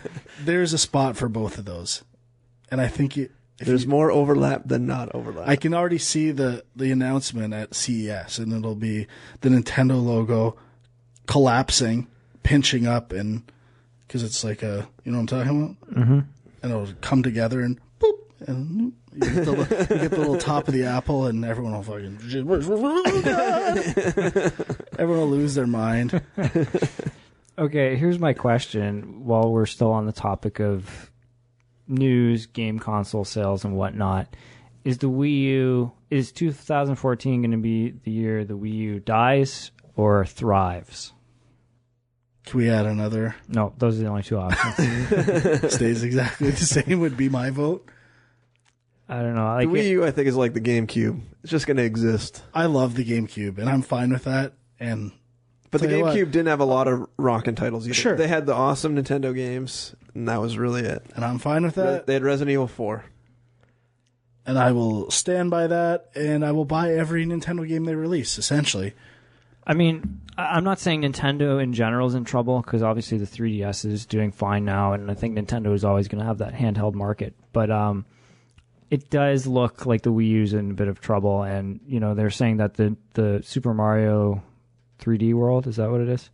That was like the lowest selling Mario game to date, and mostly just because a lot of people don't have a Wii U yet. And so it was supposed to be a system seller, hasn't done it, and there's not a lot on the horizon this year for Wii U so far. Smash Brothers is a big one. Disagree. What else is there? Mario Kart 8. Okay. I'm assuming they're going to announce a new Zelda this year. Well, they announced that Hyrule Warriors or whatever. I think that's the only one you'll see this year. Is that Platinum? Platinum Games? No. Is doing that? It's the guys who do Dynasty Warriors. Oh, right. That's what it is. Yeah. I think Nintendo's going to do better this year. Yeah? Yep.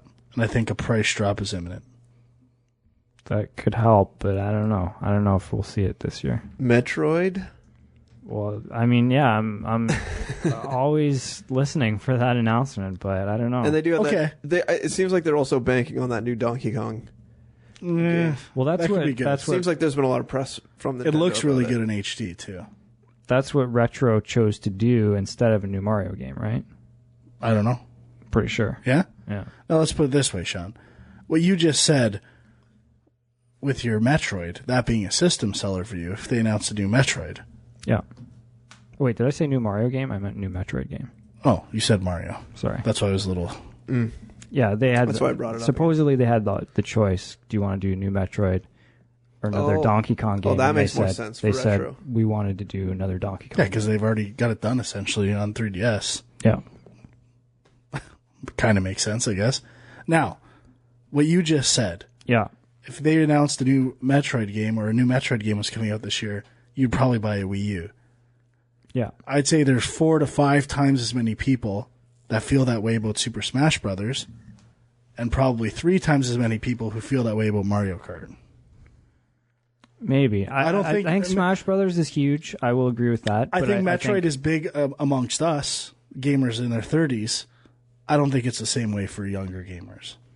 Smash Brothers is definitely the biggest thing Nintendo has going. And the thing is, it's going to be cross-platform, right? So if people already have a 3DS, they will just get it for the 3DS. They won't get it for the Wii U. That's what I say. I think they've already announced different... Oh, no, it's another part. It's different trophies between the two. But I don't know. I can't see the refined control of a Smash Brothers working as well on 3DS and that joystick. I think the definitive experience will be on Wii U. Perhaps. All right. Anything else before we get to our best games of 2013? Nope. All right. Well, let's do this. The usual disclaimers apply, especially for me. Haven't finished a lot of these games. There's tons of games that I didn't get to, although this is one of the few years in recent memory where it seemed like it was actually in reach. You could have played all the important games because there weren't a ton of huge releases this year. But doesn't mean I came anywhere close to playing all the important games. Yeah, and I will add, I did play at least 10 minutes of every game. Ever released. Except from some indies. Okay. Some indies. Which I'm starting to become okay with.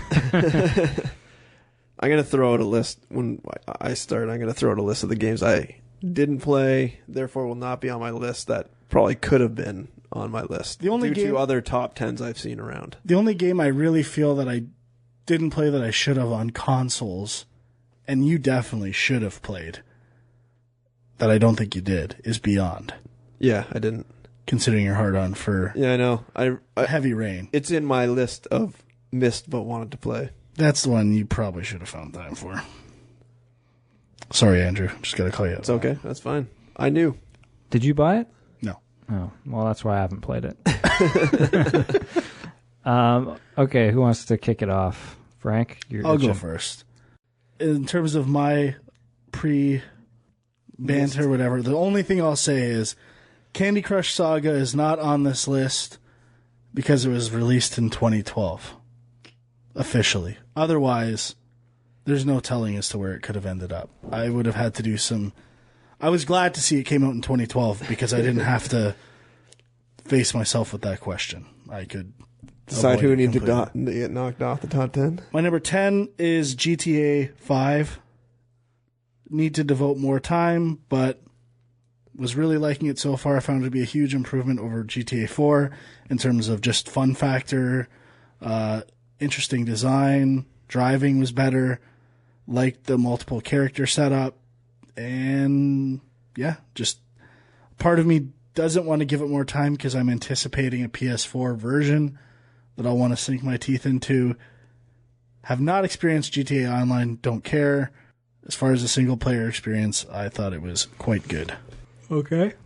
Should I go? I'm going to just quickly rattle off a few games I didn't get a chance to play, which could have broken into my top 10.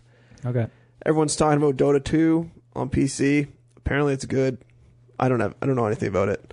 It's a thing. It should be it should be 10 to number 1. Should be every spot on your list. Should just be the game. Yeah.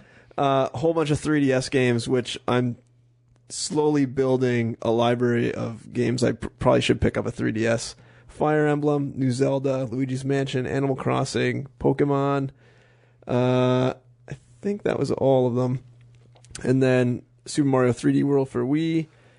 Then a bunch of other games. Gunpoint, Gong Home, Papers, Please, Stanley Parable, State of Decay, Saints Row 4, Splinter Cell Blacklist, Beyond Two Souls, like Frank just mentioned, Tearaway, Peggle 2, all those I missed. So I know a lot of those have shown up in top 10 lists.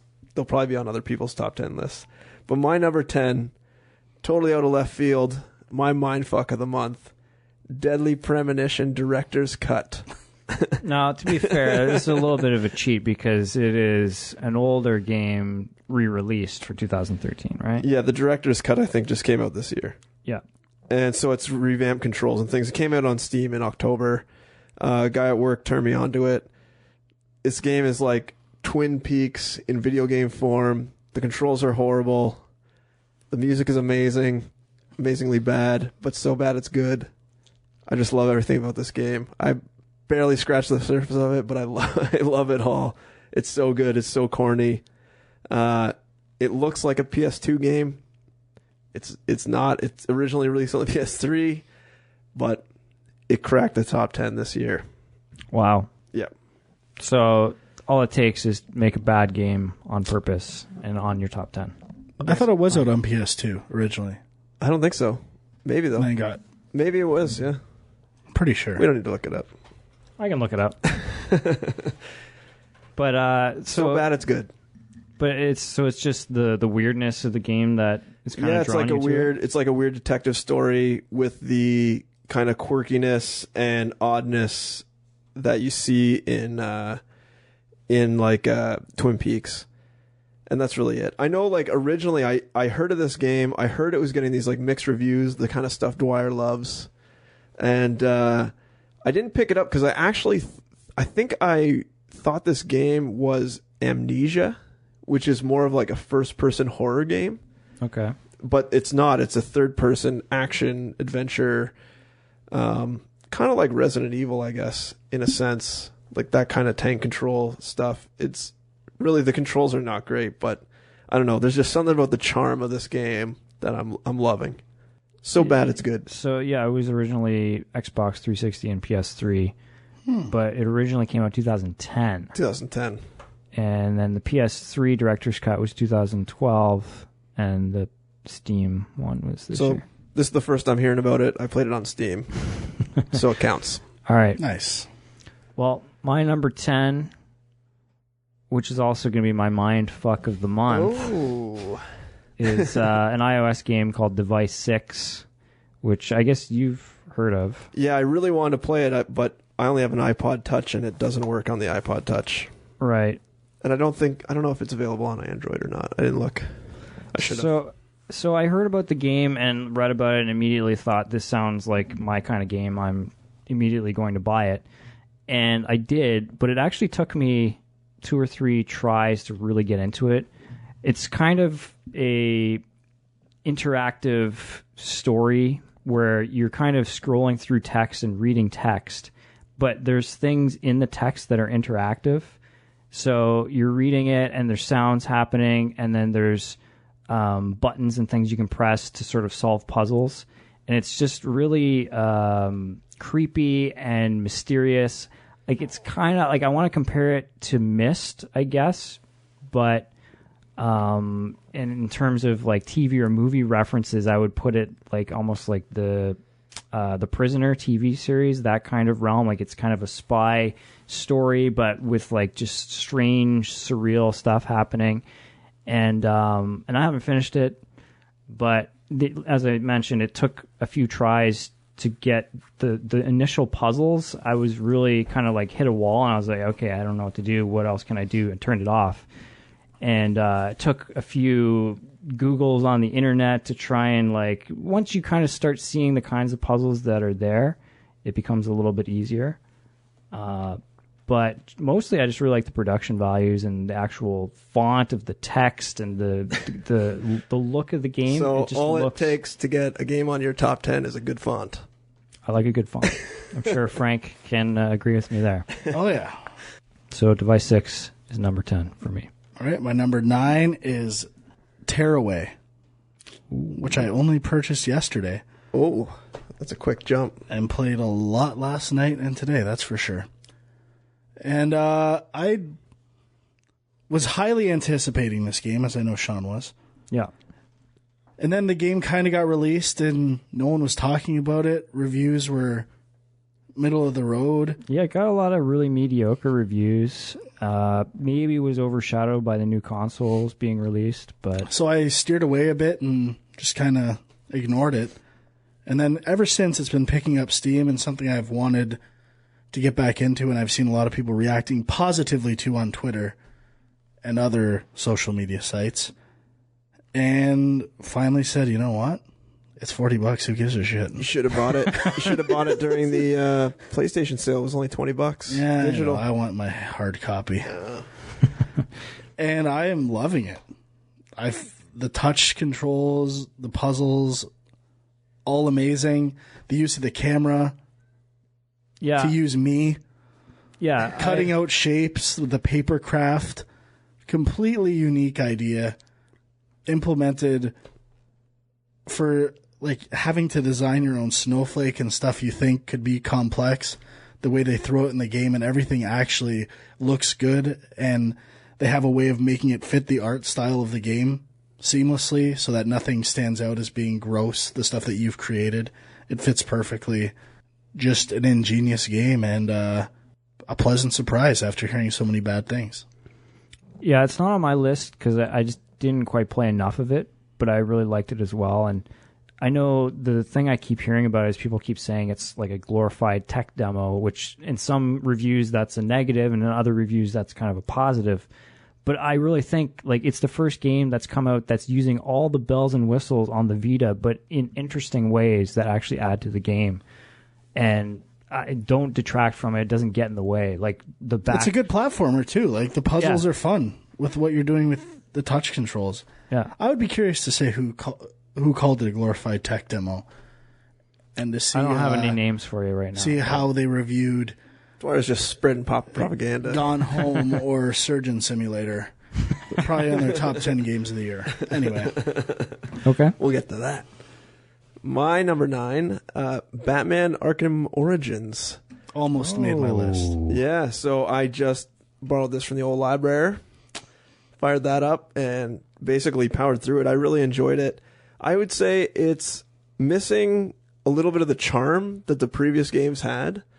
But overall, the like Batman formula that Rocksteady came up with is still awesome. Yeah, another game that got shit on for not really adding a ton to it. But I hate games that feel the need to add stuff that is unnecessary for the sake of having new content. And I actually like that this game kept it pretty much the same. And I love the game too. I don't understand. And the they backlash. definitely assume you've played the previous games because there are very little in the way of tutorials. I mean, they had the occasional kind of like dialogue prompt that comes up, but I remember explicitly there's some sections, I think mainly when you throw the batarang and it's got to go through electricity and charge stuff, they don't tell you how to do that until like near the end of the game. I found the only thing that was a detractor for me was I found that the combat, some of the stuff was a little more unresponsive feeling. And especially when the guys are on the ground dazed, I found that I would do the move to hit them on the ground and it would not register. And then they would actually be getting up, although they still had the like daze symbol around their head. So there's just a little bit of the polish that the other Rocksteady games definitely had before. To me, it was more they keep adding new things to the combat, like the hold dodge with knives, the multiple counters, all these things that's where I'm just not as good as I once was. Yeah. And maybe I think you could make a case that part is overcomplicated now, but I'm guessing fans, because there is that almost rhythm game sensibility to the combat, that if you have played the other two, you're probably so good at it that there's nothing else to do. You're on autopilot. If they don't introduce these new wrinkles, it could get really boring. Yeah, so I can see a case both ways for that. Some of the new tools are interesting. Some of them are just cop-out, basically copies of things with new names, like the glue grenade is basically... They had that ice thing before, where you threw it into the water, it turned into an ice raft. Now they have the glue grenade that turns into a glue raft, which is the exact same mechanic. I felt like they really improved on the detective sequences, how they had the whole analyze a crime scene, play back the scene. I think that was all new, wasn't it? Like, I don't think they had that in Arkham City. They had a little bit of it. It was very sparingly used, and it was basically like search an area for one thing, hold, and then that was it. I could take or leave that. Fast forward, rewind, scrubbing of crime scenes. Yeah, it's not like...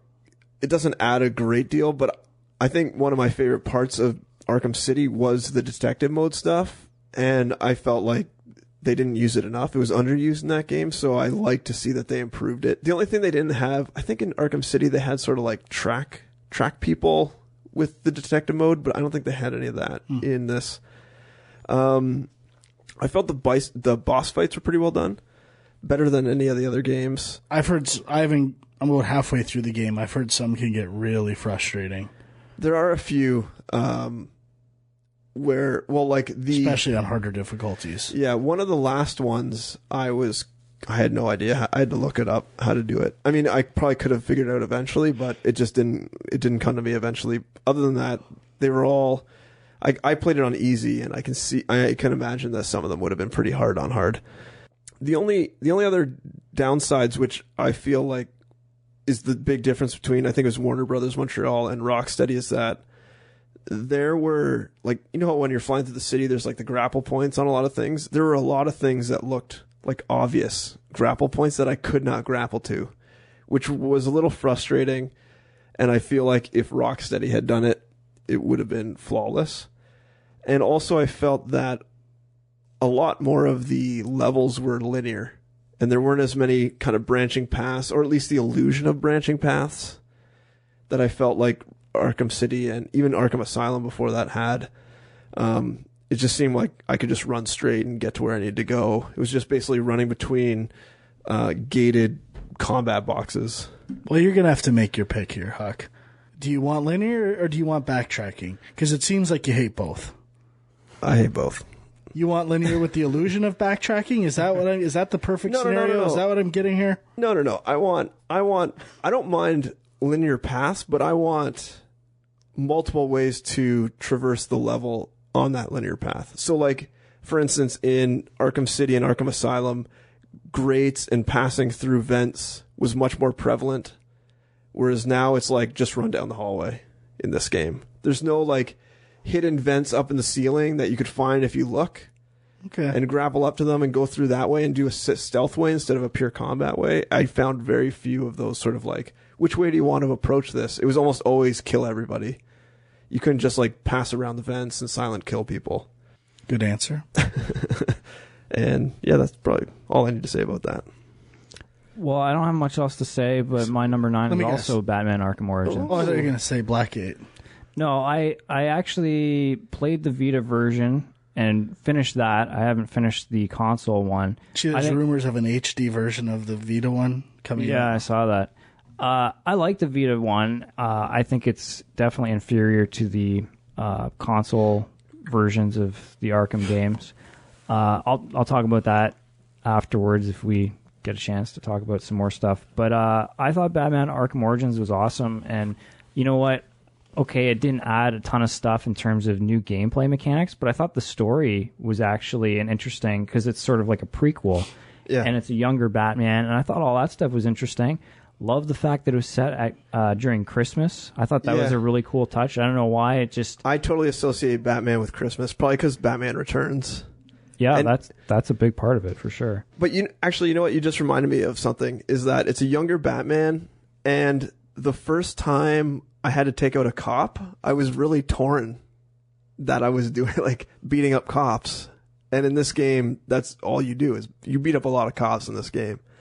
Right. And I was really surprised that was like a thing. I thought that, Batman didn't do that, but this is like his origin thing. And also, you can see sort of like Batman's progression through the story, where he almost starts to realize he shouldn't be taking out the cops or the good guys, and he kind of stops near the end.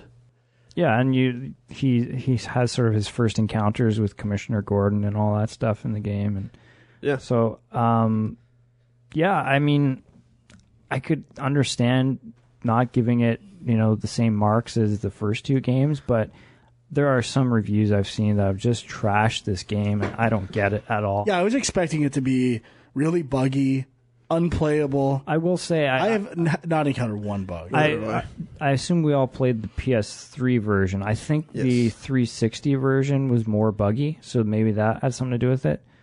But yeah, I don't know. If you were kind of considering picking up this game and then the review scared you off, I would say go for it. It's still just as good as the other games, and it's awesome. The only thing I didn't really dive into is there's the whole criminal things.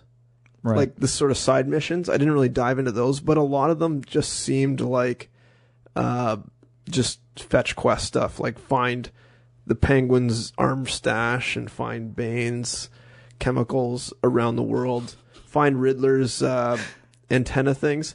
Like when you said arm stash, I pictured like a mustache out of his armpit. Your arm, yeah. find Penguin's weapons stash. Yeah, but it just seemed like a lot of fetch quests around the levels. Whereas I think in Arkham City, there was much more structure to those side missions, and I'm pretty sure they forced you to do that stuff to progress the story. No, I don't think so. No? Oh, I thought they did. Okay, never mind. I still find it has a tight level design though, where every corner of the city matters, and there's something buried everywhere. It's not big for the sake of being big. It's a well-considered, managed level design. My only complaint in both games of the level design is some of the subway systems and knowing how to get down there using the map. It can get a little confusing with the canopies over roads. Yeah. That gets to be a little stupid. Think what was neat, too, is that it had been, I don't know, a year and a half or 2 years since playing Arkham City, and there were still recognizable sections of the city that were not underwater from that game in this game. So they used the same map layout roughly. Yeah, I think it's pretty similar, the map. Yeah, for sure. Yeah. So I don't know. I thought that was a nice kind of like revisiting of that world, or pre-visiting of that world. Aren't underwater. Is that a spoiler to the ending? Of Arkham City? No. It's not a spoiler. Okay. Number 8. Assassin's Creed 4 Black Flag. Boom. Love it. Drop that bomb. A little similar to Assassin's Creed games, but I think they've done a good job of ironing out the stuff that isn't that fun and just kind of letting the player do what they want and paring it down to the most fun activities completely. I never find it to be a chore doing collectibles, and I will make this Game Junk pro tip. If you're going to play Assassin's Creed and you're a collectibles junkie, I don't have any shame in this game. For $1, you can buy DLC that reveals every collectible location on your map from the beginning of the game. For only $1? $1. That's a steal. That is a steal and a half. And Especially it really makes exploring each area a lot more fun. And you can just kind of attack sections of a map one at a time. Just complete an area all in one shebang. Feels great. That's actually smart of Ubisoft. I've said that suggestion before on this podcast. Stolen. I know we have people that work at Ubisoft. I don't think this. But I have had that idea. Selling collectible locations as DLC. Cool. And tons of, like I said before, sailing your ship, battling other ships. My only complaint would be sometimes there's a few too many ships on the ocean.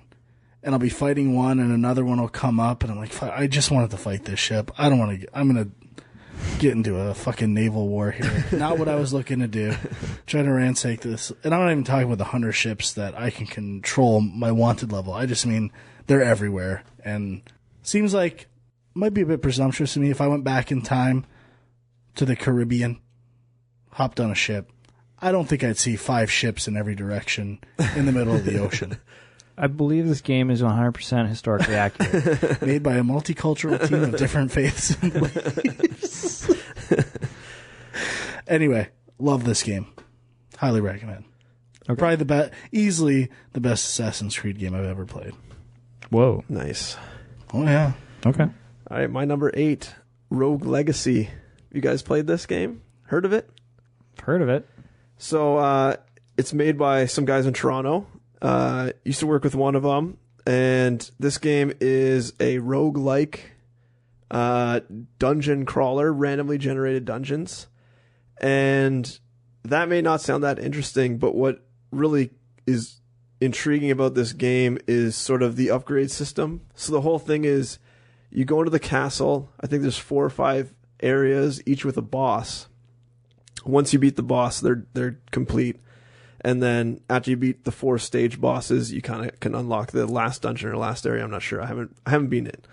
But what's interesting is you get a guy and he has like a certain amount of abilities, certain class. As soon as you die, you pick his ancestor, his legacy, if you will.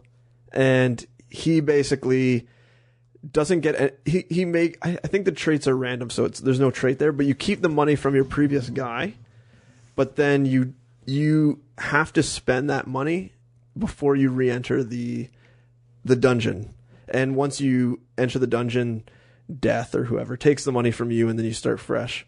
So there's really this neat upgrade path of spending the money you make, but also while you're progressing through the level, kind of picking and choosing what areas you want to visit in the dungeon. Because you will kind of, when you first enter a new room, you can tell if this room is going to be over your head or not based on your current level. And so you might backtrack out of there just to try to maximize the amount of money you can make on that run. And it's just really engaging. I found that I originally didn't really get it. But then as soon as I kind of grasped the concept of the mechanics, it's one of those games, and they do a really smart thing where when you die, it kicks you back to the title screen, and you can't see sort of like what you can buy with the money you got. And as soon as you enter the title screen and pick your guy and then able to buy new stuff, you have to like complete a run. It's just like the game loop of convincing you to go back and play again and again and again and again is so well done, but it doesn't feel forced. It doesn't feel like Candy Crush when they're making you buy lives to continue or anything like that. Whoa. Yeah, let's not attack the Crush. I've never spent $1 on Candy Crush, so. Well, you're not spending 5 hours of your life waiting for your next go-around. Gotcha there. No, I always have friends giving me free lives. Believe me, everyone is playing the Crush. If you're not, you're the loser. He's on all the Candy Crush forums gaining friends.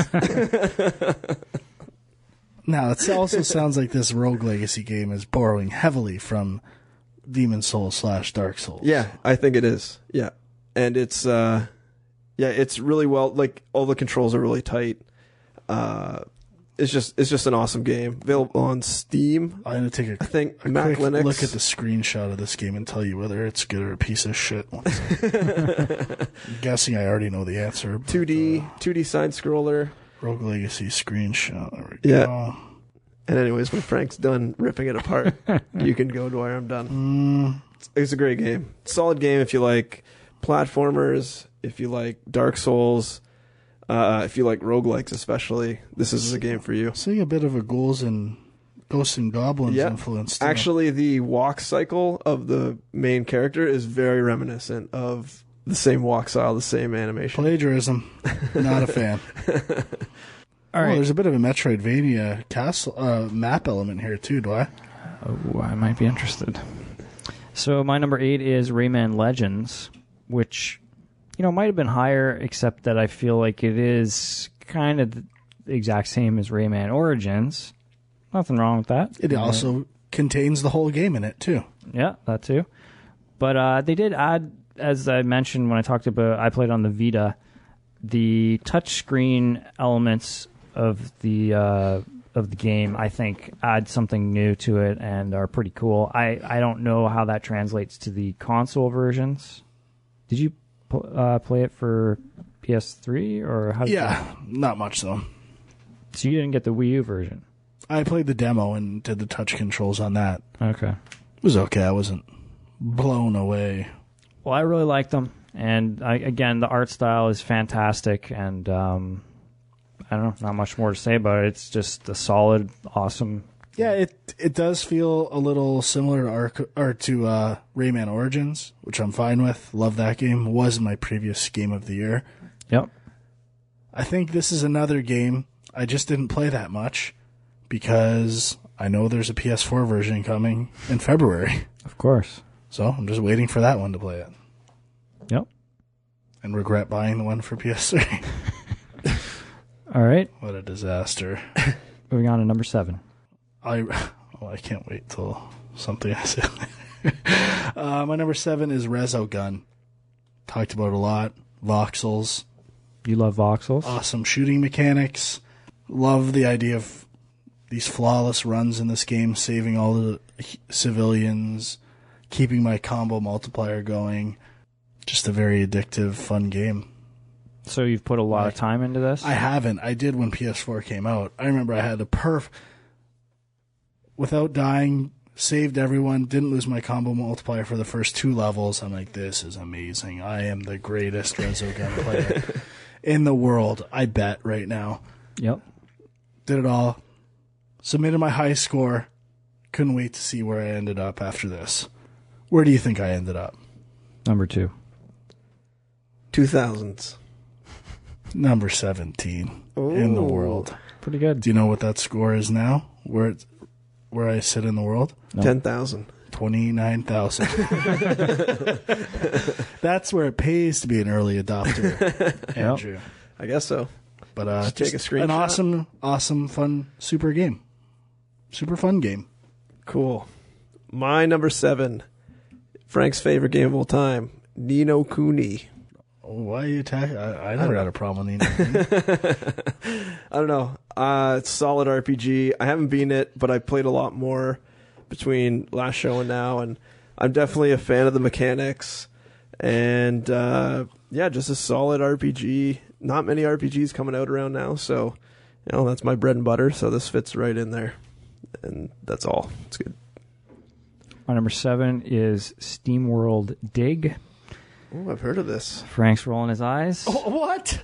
Definitely, Frank was rolling his eyes. I caught it. But I think it's a Nintendo eShop game for the 3DS, and I think anyone, if you give it a shot, you will be quickly hooked on it. It just is kind of a Western-themed Dig Dug meets Metroid, I think is what I said before.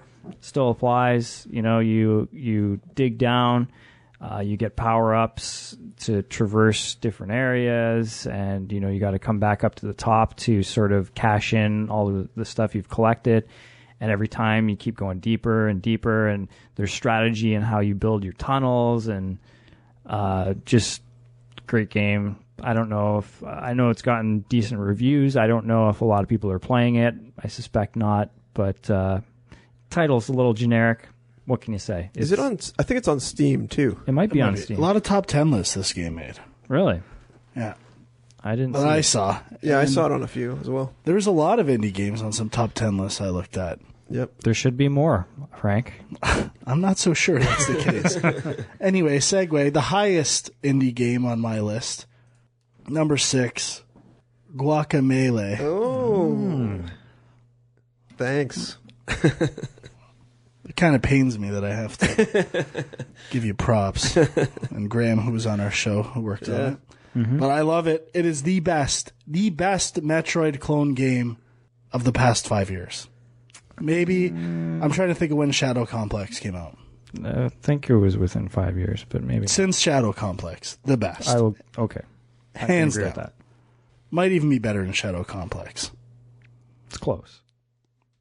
Just awesome combat, awesome art style, tight, compact experience, doesn't drag itself out too long, never too much backtracking, a perfect Metroid experience. Absolutely love this game. Have beaten it twice.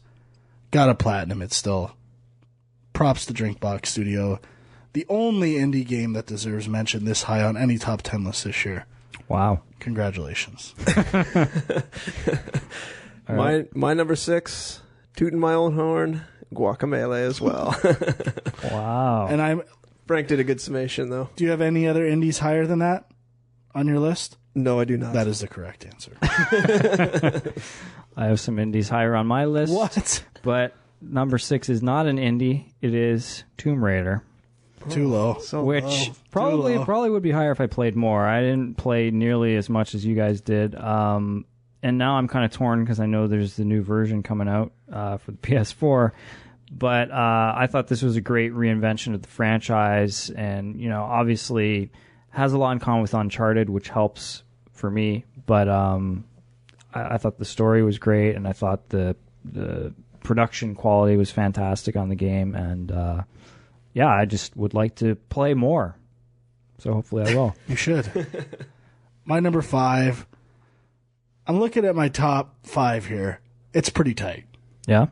Yeah. It's a good feeling. Between all of them? No, like not tight as in it's really good. Of course it's good. The distance between these numbers, even between 5 and 1, Small. any day it could change. Yep. My number 5 is A Legend of Zelda: A Link Between Worlds. I actually wrote the name down wrong in my list. I was trying to think of the correct name. Absolutely love this game. Not super. I think the reason why I put it number 5, not super crazy about the art style. Okay. Actually find it a hint repulsive. How so? That I just think going with the 3D models was a mistake. Even the look of the 2D painting version of Link. Here's a question. Do you play it with the 3D on? No. Because that's a big part of it. I get that. I've played it with it on and off. Sean, you got to be admitting this art style is not knocking it out of the park. Well, I'm not. I would never especially argue coming from Nintendo. Some other stuff I've seen from them, particularly in the Zelda franchise, this ain't cutting it. I would say it's a step down from the Super Nintendo version of Link to the Past, art style wise. Okay. And if you're not admitting to that, you're lying to yourself. And I think you're justifying a position for this game on your top 10 list. I don't know about that. Anyway, love the mechanics. Love that you can buy everything or rent stuff out of the gate and you don't have to backtrack as much. You have all the tools very early in the game. Dungeons are fun, not too long. excellently paced, just classic Zelda in an up-to-date format. You know? Yep. Gone are some of the tropes of video game past. Nice, tight design. What can you say? Amazing Pretty little game. package. Affirmative. I'm glad you said that about the art style, though, because I haven't played it, but from what the screenshots I've seen, I kind of had the same feeling, but I haven't seen that said anywhere. I mean, maybe if this was coming from some shit indie studio or the company that made Knack, I'd say this is pretty good for them. This isn't bad. But coming from Nintendo, this is scraping the bottom of the barrel. I don't know that there's a lot of Nintendo games that look better than this, to be honest with you. Are you shitting me? Their art style Every game is that came out the on the same Wii U. in every game. Oh, no. Yeah. I beg to differ, sir. We Super Mario 3D World, Yep. and I'm not just talking HD. It looks amazing. The animation, the effects, especially in that, and even a dated game like Wind Waker in HD, the effects in that game are so good and creative, and unlike any other. Hang on, why are you comparing Wii U to 3DS? It has nothing to do with the power. It has to do with the art style of their effects and all these things that I've come to expect. Imagination and beauty from everything Nintendo delivers. And this game, artistically, is not up to snuff. It's a close to perfectly designed game. If it would have nailed the art style, I gotta say it would be my number one game of the year. But it cannot be denied. I would never argue it's the best looking game of the year. That was never a complaint that entered into my mind. I hate to reveal this and bring it out into the open for Sean, not for me. Have you even beaten the first 3 dungeons when the castle's covered in a shroud? Yes. I call bullshit on that. Yeah, me too. The look of that shroud over the castle is hideous. I had no issues with it. Okay. Whatever. We move on. My number 5, I think. Yes. Assassin's Creed 4 Black Flag. Sliding right into the top 5. Frank already summed it up well. I'm a big Assassin's Creed fan to begin with. I didn't play 3 because I heard there were a lot of problems with it, but this brings me right back to Assassin's Creed 2, Brotherhood, all those Assassin's Creed 2 spin-offs. Solid game. I'm loving the collectibles. Loving the ship sailing. I don't know, the whole fake Ubisoft future stuff is a little weird. Not really my cup of tea, but overall, loving this game. Loving the mechanics. Still got it. All right, my number 5 is Hotline Miami, which may be a little bit of a cheat because I think it was a 2002 game on the PC, maybe. I'm not 100% sure, but the PS3 and Vita versions came out this year, and love the style, the just punk rock, like just throwing everything at you style of this game. But it's the gameplay that kind of kept me coming back to it, and it is very hard, a very difficult game, but it has that addictive, just you have to get it just right, and if you don't, try it again and try it again and try it again. And I think it's a fantastic game. Looking forward to the sequel as well. Check it out if you haven't. Did you play... See, I played this game recently as well. Did you play on the Vita or the PlayStation? Vita. I couldn't control shit on the Vita. Like, I don't know what it was, if it's my hands working with the sticks, but I could never line up that bat to hit anybody. I don't know. I got super frustrated. It was fine. I thought it was a Vita thing for me, and then I was going to try it on PS3, but I never did. So, I mean, there's certain things about it that the first few times, like, you just keep getting killed over and over and over again. Yeah, I guess maybe I didn't get past that wall. Yeah, but you slowly start improving, and then you're hooked. Yeah. At least that's what I found. Never got hooked. Okay. My number 4, and this is a game that seems to have gone completely forgotten this year. Interesting. Seems to have dropped off the radar a lot. What game's this? BioShock Infinite. Oh, Really? I thought that was number one on everyone's list. No, man. What happened? You tell me, good. bud. Backtracking. I love this game. I played it in 1999 mode. Don't know if I liked it still as much as the original BioShock, which I absolutely loved when it came out, but it's close. Love the world, love the art style, love the characters in the game. Don't have quite the hard on other people seem to have for the ending. I'm fine with it, but I don't want to get into spoiler, but anytime you do an ending like that, it raises more questions than it answers, and some people like that. I don't. But still excellently presented and ton of fun. A return to form for the BioShock series, even though I didn't dislike BioShock 2 the way some people did. For my number 4, GTA 5. And I have beaten the game. I guess you guys have not yet? No. Not even close. So I beat... I didn't play any of the kind of like side missions. I kind of just streamlined through the main quest. Didn't play GTA Online. But overall, the heists are awesome. Awesome addition.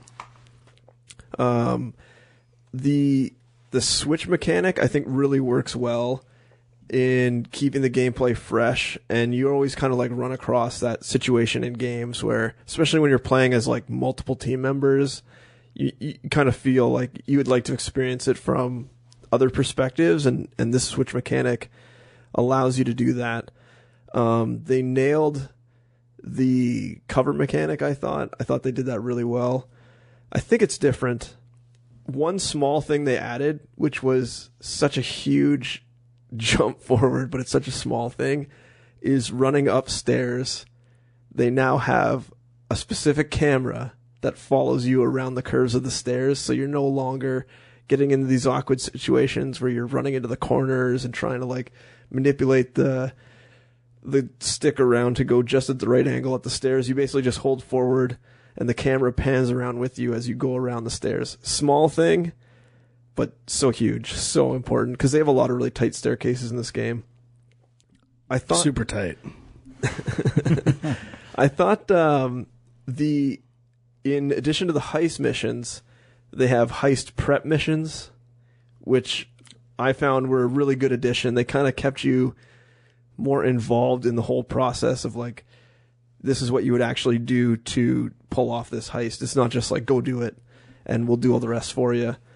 I found that there's like this level up mechanic that I never really found I used. I mean, I'd occasionally see it pop up when I leveled up, but I couldn't really tell the difference between, you know, level 80 and level 90 out of 100, or even between one guy and another. I found that the like water vehicles controlled like absolute shit. The submarine, the jet ski, the boats, they were not fun. I also had some, I don't know, have you guys run into any technical issues? I ran into spots where textures were just not popping in at all. It was just like wide open plains, and then I would be hitting collisions. There was one mission in specific where I had to like go and destroy some guy's camper or camp of campers, and the textures were just not popping in, and none of the guys were popping in. No, I think it's Chin's fault. Yeah, probably his fault for sure. This game looks amazing. The environment, especially by the valleys and stuff like that. Yeah, it's insane. Like the water effects on like, and I don't know, just the scale of the whole world is incredible. The fact that they actually generated this world and that it all runs so flawlessly is incredible. It's a technical marvel. Technical marvel. Whoa. Well, I think it is. Yeah, I found it. It's just a great game. I wouldn't consider it sort of like the 10 out of 10 that a lot of websites are giving it. I think it's a great game. I think it's the best GTA game, but I don't think it's like the best game of all time. I think it's a very, very good game, but they're not doing anything that's blowing me away to the point where I can say this is the best game I've ever played. This should have the highest Metacritic. What about the three characters choice to have three different characters and the interweaving? I like it. I like it a lot. I think each of their missions also takes on a different flavor. so it keeps it a little fresh. Whereas, so Trevor, his missions are a little more violent, a little more out there. He does like weird shit.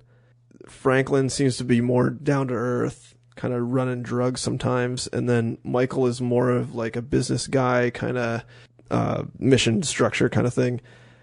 And he's more of like a stealthy kind of guy, I guess. Overall, I think it's good. The switching works really well. I think each character has their own personality that you really can latch onto. And I don't know. I think it worked well. I don't think it'll work well for every game. I think it'll probably work well going forward in other GTA games. But I don't know if it's like I don't think it's a fit for all games going forward kind of thing. Okay. What are we on, number 4? Yep. My number 4 is The Last of Us. Boom. Which, Pretty low. some people might say should be a little higher. I mean, what the hell's he gonna have at number 1 and 2? My problems with The Last of Us is just, I don't know, some of the stealth mechanics just got on my nerves, and maybe it's just a personal preference kind of thing. I think the storytelling in the game is amazing. I think the characters are awesome. The voice acting is awesome.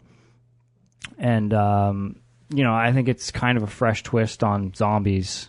But, it's still number 4. It's still pretty awesome. And I think it's obviously not that awesome.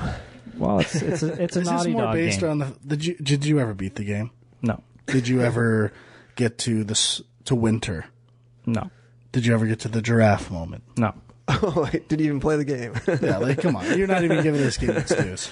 Well, it's like all the games. Sure, maybe it doesn't provide the satisfaction in an hour that you get out of running around an hour and just fucking shit up in GTA, which I'm assuming at this point is your number 2 game of the year.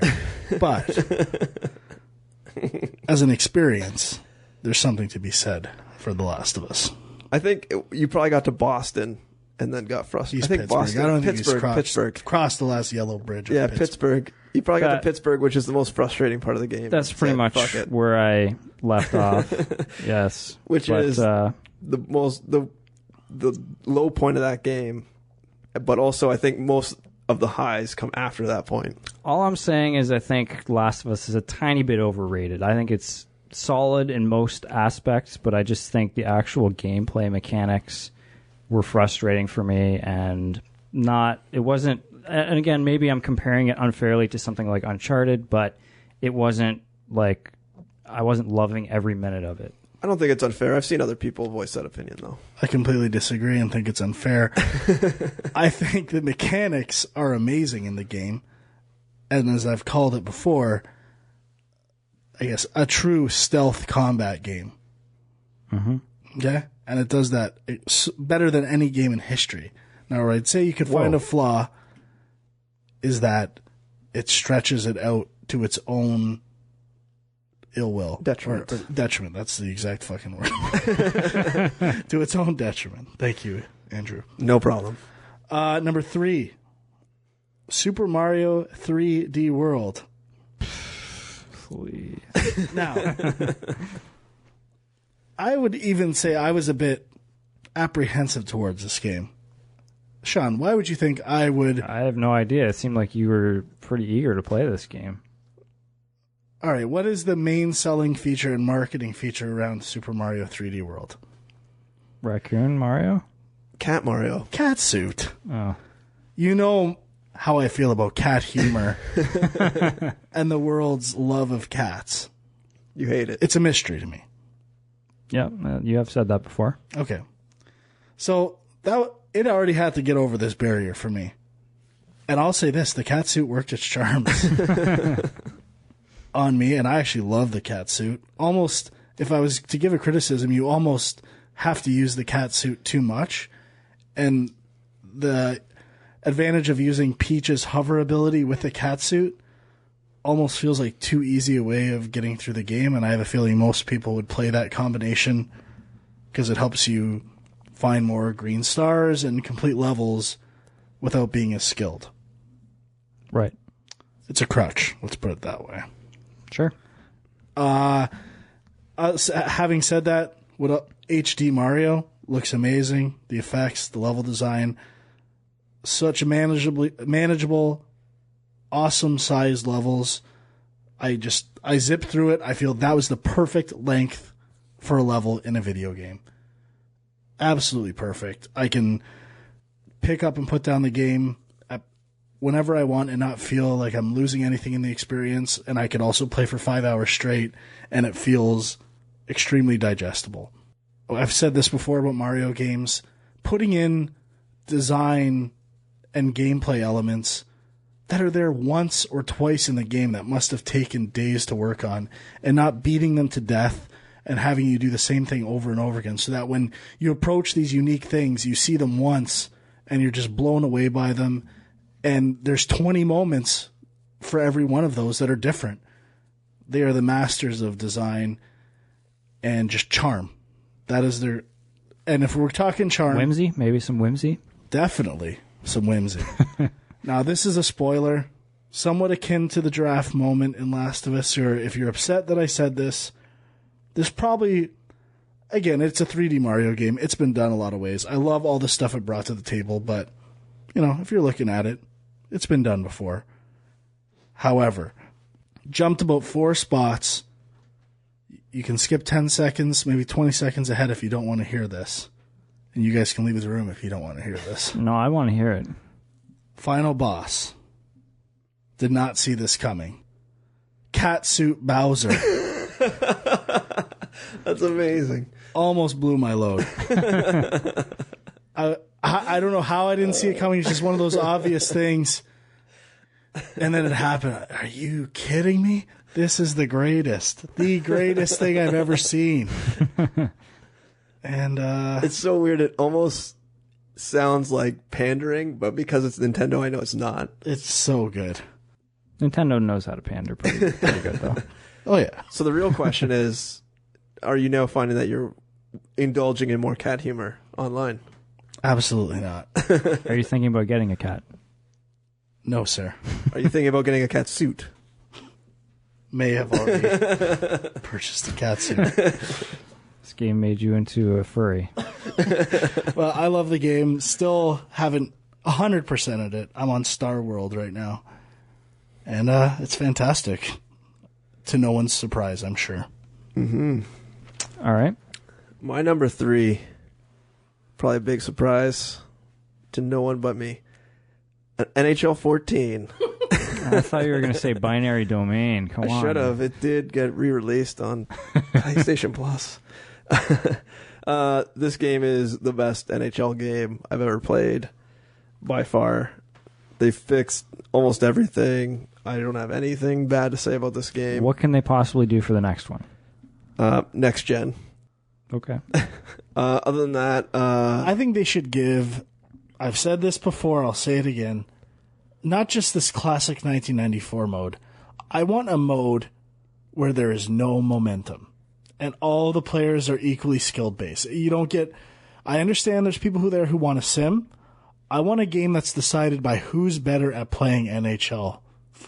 You want like a NHL hits? No, I want every player to be an 80, and I want there to be no momentum swings, home versus away advantage, remove all simulation aspects, give me the controls of the current gen NHL games where every player is equal and there's no predetermined mechanics. Oh, you're the away team, you're a little sluggish. Oh, I don't want any of that. I just want to know who is better at playing NHL 14 out of the 2 people sitting in this room. That's what I want to know. Well, it's obviously me. And not, this fight, they swung momentum. Oh, bullshit. I don't want any of that. I want to know who's better at deking, passing, hitting. That's it. I see your point. I'm fine with both versions. I just want an option for both types of the game. I see your desire for that, and I think there's a place for that. But at the same time, I don't think that is necessarily a valid way to determine the best player. Because in the game of hockey, also, not the momentum thing, but the talent thing is a factor. Line change matching is a factor. If you throw Crosby and I have my third line D on and they're shit, you're going to take advantage of that. So I need to get them off. Right? That's a factor in determining who's better at NHL. So I don't think Yes, it is, for sure. What you want is a 5-on-5 shinny mode where... Shinny mode? I've never heard of shinny mode. He hasn't played hockey that much then. Just the outdoor hockey. Pickup game. No. Yeah. I want it in the actual arena. No, you don't want it in the arena. Trust me, you don't want it in the arena. You want it Winter Classic style outdoor. Tell me what I want. Anyway. I just want it to be a representation of the skills. Well, we have it. It's called Wayne Gretzky 3D Hockey, and I believe we already proved who's better at that. That's not okay. You're not good at it. Anyway, I think it's just that I'm so far removed from the point where NHL was way better than it is now that I've just come back to it and accepted it for what it is. I forget. I have not played NHL 10 in so long, or NHL 09 when it was perfect, that I'm so far removed from that perfect experience that I can come back to this and it's okay. When was the last NHL game you played before I've played them all, but I still had lingering thoughts of NHL 09 and 10. Yeah. Before the series went for the shits. Yeah. And last year was the worst. And now I can play it again. Yeah. This is by far, no, maybe I'm jaded because last year's game was so bad, but I'm pretty sure I've played so much that this game is by far the best. And I've been watching. There's a few other sports video game podcasts I listen to and websites, and almost all of them are American. So they give no love to NHL and they give no love to FIFA. It's all about Madden, NCAA football, and NBA 2K, which is a real shame because I think NHL and FIFA are probably two of the best, like, of all those games. Yeah. I know Madden definitely should not be up there. So it's really disheartening that, like, none of these people even play NHL, and it's definitely one of the better series now of sports. And yeah, this year is just so good. It's sad that they didn't have a next gen version. Well, I mean, I think it was smart on their part if they didn't think they could pull it off and wanted to really focus on just getting this experience, because I think, especially in this day and age, is that ramping up a game to be next gen isn't going to be that much of a technical difficulty. So you might as well let the other teams do it, like FIFA, and then just take their code, especially at EA, and focus on yours, because I know they focused on bringing in the physics from FIFA for this game, and it's really awesome. Yeah, I'm sure their teams are smaller for NHL versus FIFA. Oh, I'm sure they are, yeah. I'm sure the amount of money NHL makes is like a drop in the bucket compared to what FIFA makes. So I just think that by putting it off 1 year, they didn't have to put those resources on it, and it probably made this game much better. And it'll make next year's game much better. Anyways, we talk about NHL too much. All right, my number 3. You guys are going to love this one. It's a great little indie game. Oh, Frank's favorite. Called Gunpoint. Oh, there it is. Which I think you mentioned, Andrew, that you had seen this on a lot of top 10 lists. I don't know about Gunpoint, no. Yeah, I feel like this one got a lot of praise when it came out, but by the end of the year, kind of no one was really talking about it anymore. But I thought this game was fantastic, and it's a platformer, but definitely more of a, well, I don't even know if it's a platformer really. It's more of a puzzle game, but it has this great spy theme. The music's fantastic. The story is kind of told through text messages you get from people, and it's kind of this twisty, like, double crossing people kind of thing. And I don't know, just the actual controls, the idea of being able to jump and having to use the mouse to control it, I didn't think that was going to work at all, and immediately clicked with me, and I just thought it was great. So that's funny. I'll have to maybe look at this game, because I felt the same thing, that when I saw those controls, I was like, this is not going to work for me at all, and I didn't bother picking it up, so I might have to. Yeah, I mean, the thing with the game is it's not as action-y as you might think. Like, you can kind of take your time to plan how you're going to, basically you're going into buildings and you're trying to break into certain rooms to get information and stuff like that. And So you can kind of take your time to plan how you're going to do it, and it's not. I mean, there's certainly parts where you have to be fast and have quick reflexes, but I don't know. I thought it worked quite well. So I just want to say, yep, this indie game label I'm getting, yep, of being a hater. Yep, clearly you are. It's not true. I really do like indie games.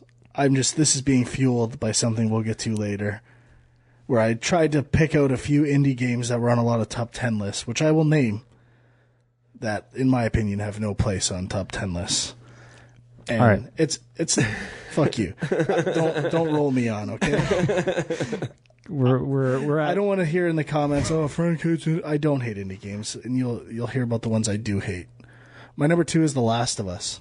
surprising. Great experience, probably technically the peak of the current generation or previous generation. Actually looking forward to hopefully a The DLC? PS4 version. What about the DLC? Yeah, maybe. Yeah, what is the DLC? Is it like a new story, or is it just? I think it's Ellie's backstory of how she got to where she was. Oh, that'd be cool. Nice. Again, my only complaint, there's a whole episode dedicated to this game, is just the length at times of parts that aren't that fun and some repetitiveness. Okay. That's it. My number 2, Tomb Raider. Great game. I think we had a whole show dedicated to this show, or to this game also.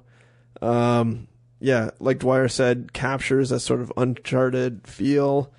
Really does a good job of rebooting the Tomb Raider series. All the mechanics are solid. Level design was great. Just a great game.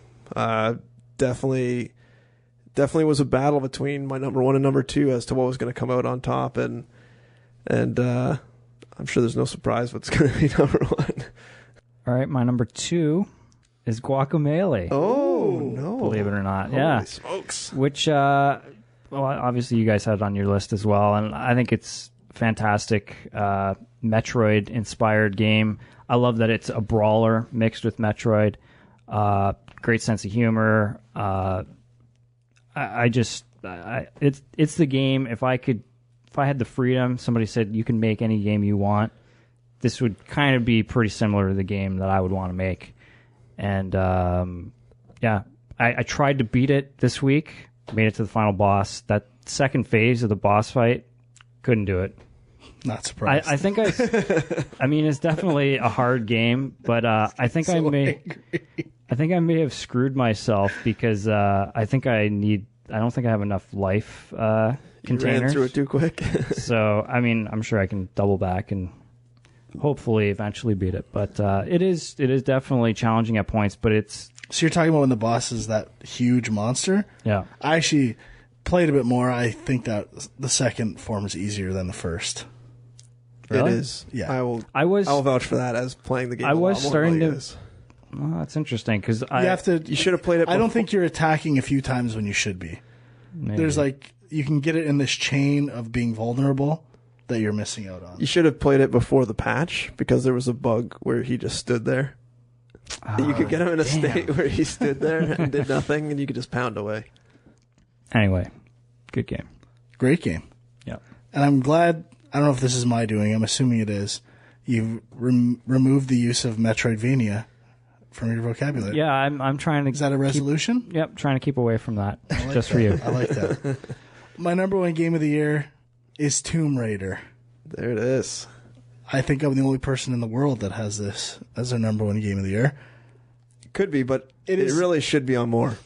I think so too. Was there a lot of criticism of this game, or no one seems to love it that much. They said it's really good at creating an experience similar to Uncharted, like we've said. To me, where this game is the only game I played this year that's longer than 4 hours, where I wanted to keep playing it until I beat it. And the pacing's amazing. It never felt like a chore to play this game. And the place where it singles itself out as an amazing game is the level design. Yeah. And the ability for each subsection to be almost a mini Arkham City with collectibles, a unique, a new set of weird collectibles for that level that matches the aesthetic. each little area is its own world that fits perfectly within the whole flow of the game. This game is close to perfect as far as I'm concerned, and I can't wait to play it again when the new versions come out for next-gen consoles. Yeah. I think it really encapsulated kind of like the same feel I got when I played Arkham Asylum for the first time. It's Arkham Asylum combined with Uncharted is the best way to put it. Yeah. And you can knock it for not being all that original. And maybe the formula works so good. Isn't that great. Whatever. I really don't care. It was the most fun I've had playing a video game all year. They also did a good job, you were talking about level design, is that challenging you to get the collectibles too. It wasn't just like right in the open, obvious stuff. A lot of them were sort of that dangling the carrot type thing where you could see it, you can kind of see how to get to it, but then it's actually a little more challenging to get there. My number one, Last of Us. You guys already talked about it. Amazing game. I too am a big stealth fan. And like Frank said, they have it down. They have it down pat. I loved how you weren't, in every case, there were some just barricaded into these monster closets of guys. There are cases where you could just get away. I know the last level area, I beat it almost exclusively by avoiding everyone and then maybe killing one or two guys near the end and ducking out the door. And then you would just barricade the door, and I love that. I love the fact that you weren't forced to defeat everyone to unlock the magical door at the end of the hall. This is your exact complaint of Arkham Origins, which I attacked. Yeah. Last of Us pulls it off. Yeah, to your liking. It really does. I guess there's nothing more that, like Frank said, that hasn't been said in the other show, and it's just amazing. My number one, for sure, hands down. All right. Here we go. Art style of the year. My number one is Knack. Oh, no, it isn't. Number one is Zelda: Link Between Worlds, which you probably guessed by now. And did you have GTA 5 on your list? Yeah, I think it's number 9. It's an honorable mention. It's not on my list.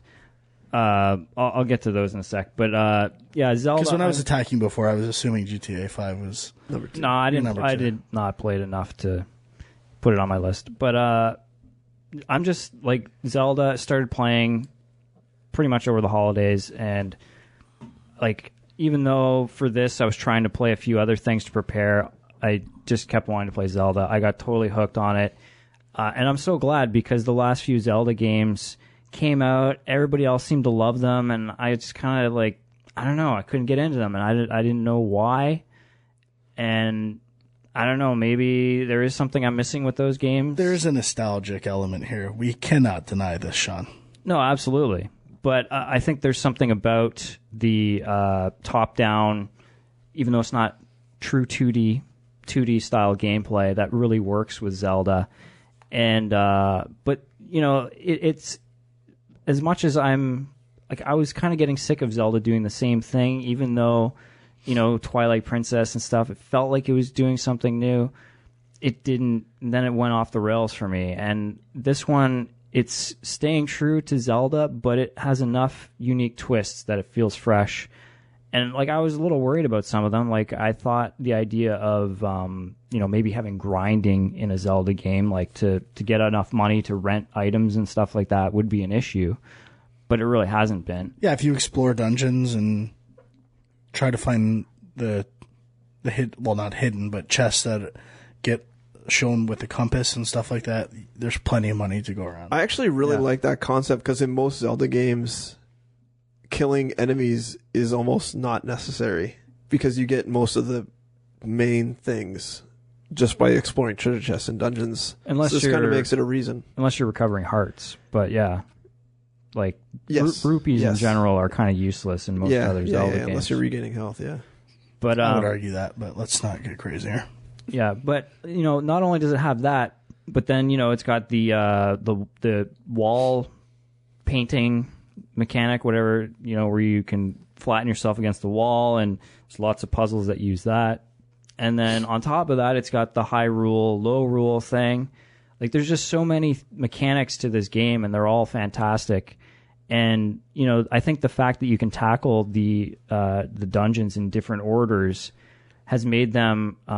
It just seems like there's more opportunities to use every item. Like they've incorporated so many different uses for them, so that it's not just okay. I got this item for this dungeon, and I'm going to use it in this dungeon only. Like it can be used anywhere, and there's interesting ways to use all of them. So, yeah, for me, totally lives up to the hype, and my number one game of the year. Mm-hmm. Does it? While we're still on this, does it differ a lot from like A Link to the Past, or is it like the overworld the same, but the dungeons are different? Same. Yeah, the same world, same dungeons, kind of. Not same dungeons. No, but yeah, same basic map. And so the storyline is different. It's not like a remake kind of thing. Okay, cool.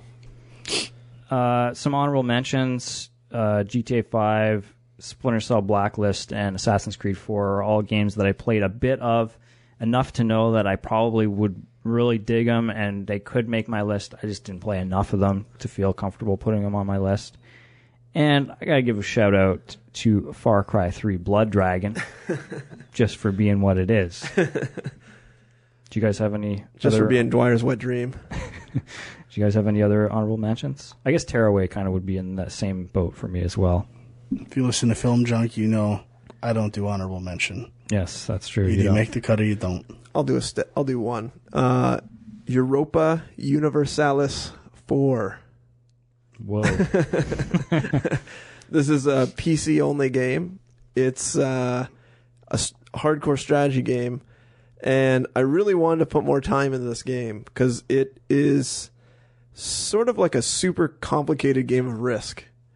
And I put in about 4 or 5 hours into this game, and I still really have no idea what I'm doing with it. So it's just so overwhelming with everything that's going on.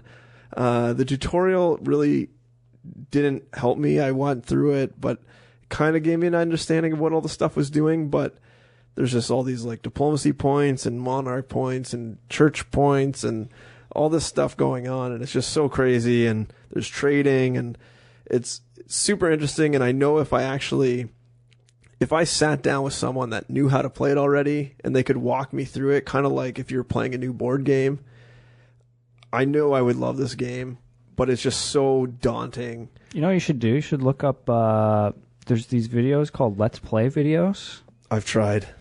The thing is, they're so quick. Because they all know what they're doing. They're not doing it for a beginner. They're doing it because they want to play it. They're like, this is my 45,000th time playing this level. Let's just crush it. And then I'm like, what the hell's going on? They don't really explain. That sucks. So I've tried looking up like tutorial videos, and I've had trouble. Most of them just turn out to be like Let's Play type things. So it's daunting, but I have a feeling that if I actually learned how to play this game correctly, I would sink a ton of time into it. So I wanted to throw that out there as a game. I bought it in a Steam sale for $20, 50% off. So still pretty, not a typical PC price, but still good. Okay, so let's quickly talk about anything else that we played that we want to talk about that wasn't on our lists. We gotta make it quick though, quick and snappy, a couple sentences, and then we'll do our most anticipated, and we'll get to some junk mail. I'll be real quick. A couple games I just want to single out. Yep. The indie games I was talking about. Okay. The two that I saw in a lot of top 10 lists that I felt I should play were Gone Home and Brothers. Right. Which I played. I played Brothers, but not Gone Home. I didn't beat Brothers. Played it enough to know that it was not going to be in my top 10 list. So what is Brothers, just real quick? It's like a co-op game. It's actually got a unique control scheme where you control one brother with the left side of the controller and the other with the right. There's only 2 buttons too. Left stick, or the stick movement, and the right button or trigger is interact, and that's it. And it's interesting. I'm not saying it's a bad game by any means. Maybe there's a great payoff at the end. Feels a bit Ico-ish. Didn't hook me. So I did beat it. It took about 3 hours. And I got to be close, though. The payoff at the end, which I think is what hooked most people, did not hook me at all. I understand why it may have hooked some people, but it was not enough to push me into any sort of Game of the Year category. The controls are fine. It's a good game. It's a well-made game. It looks nice, but it's not something I would consider a Game of the Year. And a lot of people are giving it Game of the Year. I agree. And even more so, with a Metacritic of around 95, I think, is Gone Home. Yeah. Which is a complete fucking mystery to me. Everyone's saying this is the most emotional game experience they've ever had. You want to talk about Tearaway being an interactive demo. This is an interactive demo. It's unveiling pieces of the story. And I guess I knew what the ending was going to be in a way. That maybe there's some misdirection as to whether it's a horror game or not. I knew it wasn't. Maybe that sullied the experience a bit for me. But if this is this is the problem with narrative in games and emotion in games. If this is the example of the best games can do at emotion, and this is what gamers find to be heart-swelling emotional experiences, that's a sad representation for games. They should watch more episodes of Degrassi Junior High, because that's the equivalent of the emotional ride of this game.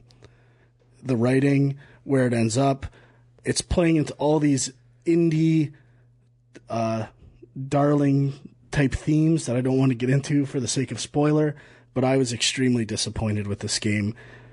I'm not saying it's a bad game either, but it is what it is. Not for me, clearly, but it's pretty well made for what it is. Just the fact that this is being lauded as the future of games. This is emotion in gaming. Maybe I'm just a cold-hearted cynic. Sentimental hogwash. So is it, as Mr. Potter would say in It's a Wonderful Life. I knew where this game was going the whole time, and it is, I don't want to say, it is adolescent. Not only literally, but in its level of emotion, and it feels like an after-school special / episode of Degrassi High to me in what it delivers. And slay away at the contents on the comments. I really don't give a shit. That's how I feel about it. Overrated to the nth degree. It's funny because I looked at this game, I looked at the Metacritic scores it was getting, or just the review scores in general, and I knew that just by reading what this game was about and how like the controls were, I knew this would not be a game I would enjoy at all. I don't like pointless exploration games. Or not pointless, but meandering exploration games. With It feels like a bit like Myst. Okay, like it's a first-person thing? Yes. Okay. Now, maybe it's because I thought in my mind I knew where this game was going, and that's where it went. But it's playing on nostalgia. To me, this game panders in a lot of ways in its themes, which appear to be edgy, but really aren't. It's just so disappointing that this game is being singled out as an emotional roller coaster compared to even like The Last of Us. To me, The Last of Us has way more emotion than this game. Way more. I just could not have been more. To be fair, The Last of Us has giraffes, and this doesn't. So. That's true. Just, I wish you would have played this. I'm dying to talk to some more people who played it that work in the games industry. I really wanted to play it, and I really wanted to play the Stanley Parable. I did pick them both up on a Steam sale, but haven't got to them yet. You should talk to Graham, though. Graham played it, and he said he also wasn't blown away either, so fire him off an email or something. He'll chat you up. I will. Just, as it upsets me because how it's being singled out. The gaming industry, we can do so much better than this. So much better. Okay. It only takes 2 hours to play it tonight. Okay, Sean? Before you go to bed? 2 hours is perfect for me. Okay. And I'll just say one more thing. God of War Ascension, finally played through that and beat it. Yep. Still like it quite a bit. Just, I admit, isn't as good as some of the especially God of War 3. But still pretty fun. Okay. That's it for me. Andrew? Yeah, I got a few. I beat XCOM, which was awesome. All the talk of Pokemon last time, I went back and I played Pokemon Black, which is the first Pokemon I played since Yellow. Surprised at how similar it was to my memory of what Yellow is. So I imagine Pokemon X is also the same. So I don't envision myself playing Pokemon X or Y anytime soon. At least until Pokemon Z comes out. Yeah, that's right, of course. I played a iOS game called Star Team. Have you guys heard about this? I don't think so. It's a local multiplayer game. Everyone has to have their own device, though. And essentially, you are on, like, essentially a starship, like the Enterprise console. And you each have buttons and dials and things on your control screen. And what happens is everyone's control scheme is slightly different, or control panel, and words scroll across your screen like engage hyperdrive, but you don't have that on your panel, or you may not, so you have to work in conjunction with the other people. And then they have to so you yell out like engage the hyperdrive, and then someone else is like hyperdrive engaged, and then like the command switches to be something else. And then as you progress to higher and higher levels, like you hit asteroids and stuff and your control board gets messed up, or your like universal translator gets busted, so then the words get all jumbled, and then or like it starts switching to symbols and stuff. It's pretty fun. This sounds like the perfect game for a games day. Yeah, we got to get Reed involved, and we got to have a Star Team party. Yeah, it was video podcast, and everyone we know has iPhones. Yeah, it was good. My brother-in-law came down and he showed us it all. So we played. We only had 3 devices, but my wife and then her brother and sister all played together, and it was a hilarious listening to them yell at each other about this because my wife is ultra competitive. So when someone doesn't like respond to her command, she gets pretty angry. It was hilarious. It's a great game if you're sitting around drinking or whatever. It's awesome. You guys should definitely check it out. That's an indie I can get behind. Yeah, it's just tiny little thing. Another indie, speaking of indie, is I picked up Spelunky in a Steam sale. I played a little bit of it. I don't grasp the concept behind this game totally yet. I know a lot of people are loving it, but I don't know really what this game is about yet. I know some people have had serious issues getting this game to function. Oh, really? Did you? No. It was fine. I have the Vita version now, so I'm going to get into it at some point. Yeah.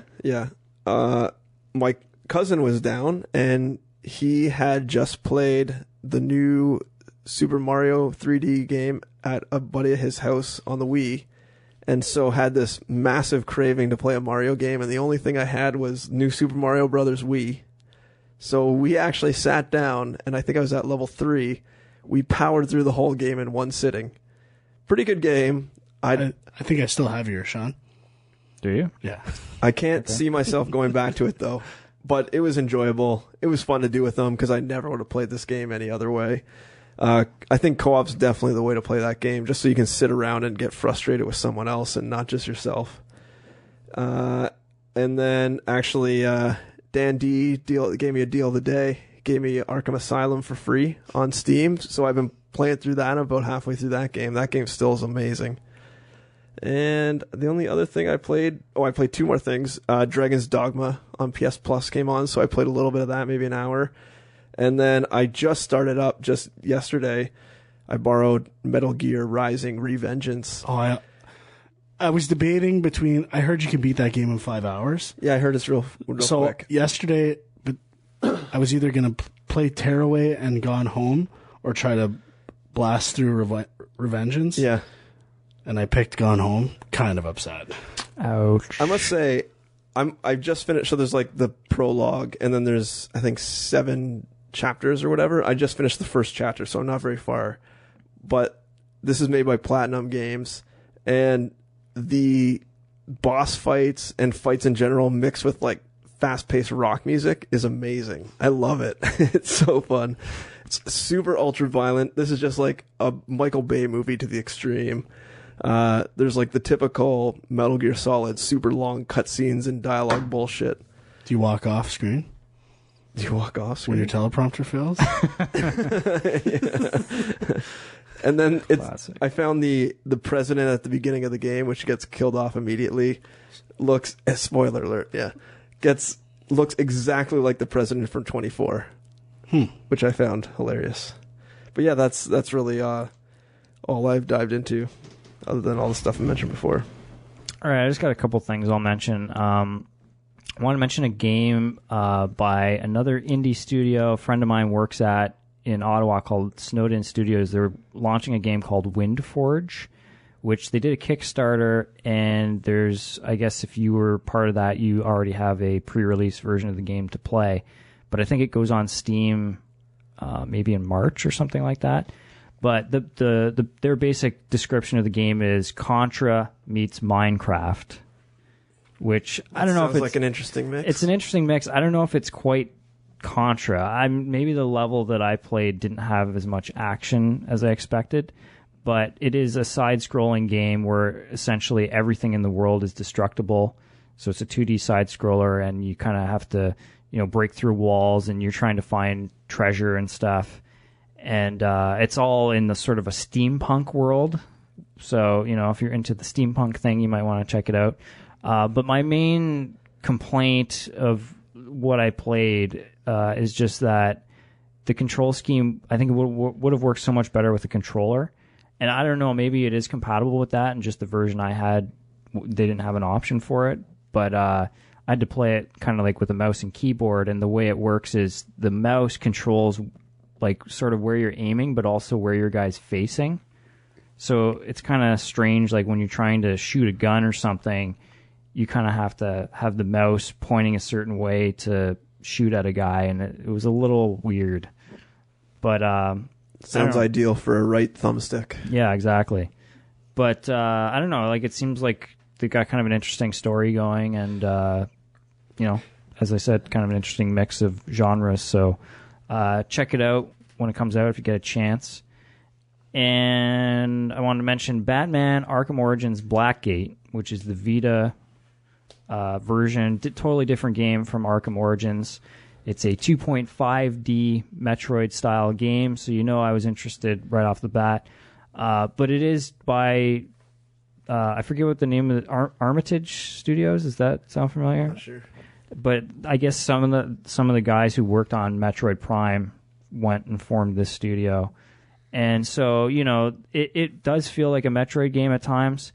But the thing that I really liked about it, and I think the thing that maybe hurt it a lot with the reviews and stuff, is that if you're looking combat versus exploration, I'd say it's probably like 75% exploration. There's not a ton of combat in the game. Although I was surprised at how the combat system actually translates to like a 2D, like, because you can fight like a bunch of guys and he'll kind of jump into and out of the screen to hit people depending on who you're targeting, and it feels pretty fluid and works, but it's not as easy to get combos up.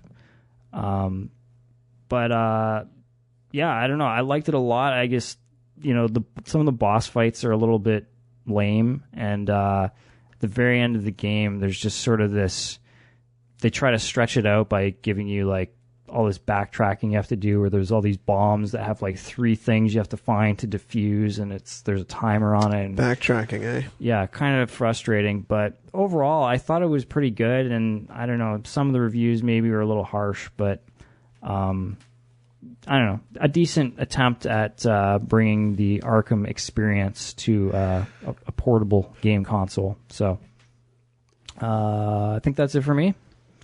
So what do you want to do, junk mail or most anticipated? Isn't there a junk mail relating to that? Yeah, there is. Okay. Let's have that one last, I guess. No, you can just kind of flow in. Oh, no, whenever it comes up. All right, so gamejunkpodcast@gmail.com is where you can send stuff to. We got a couple questions from Evan. Had kind of a longer response to last week's show, but I'll just jump right to his questions. One is, do you ever play in front of a projector?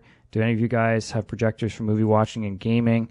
I've played some PC games in front of a projector, but they don't always feel natural. I think it would be a great fit for consoles, but none of my friends have one to test with. And then is there another question here? Anyway, I guess answer that one first. I haven't, and I haven't played. I know you can rent movie theaters too and play games. I guess we played a bit at DeRoche's house the one time. Yeah, that's true. On a projector, which was actually kind of fun. It was good for party games, for sure. Yeah, I don't know if the fidelity of the experience is quite what I'm looking for from gaming. I also have never played on a projector.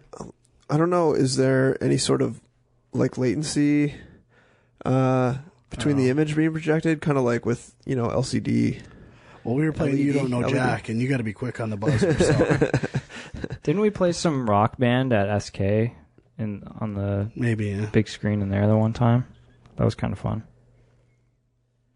But, I guess the other email he sent, he doesn't have a It's relating question. to PCs, right? Yeah, he had tips on building a PC gaming rig. Just buy a Steam box, man. And, yeah.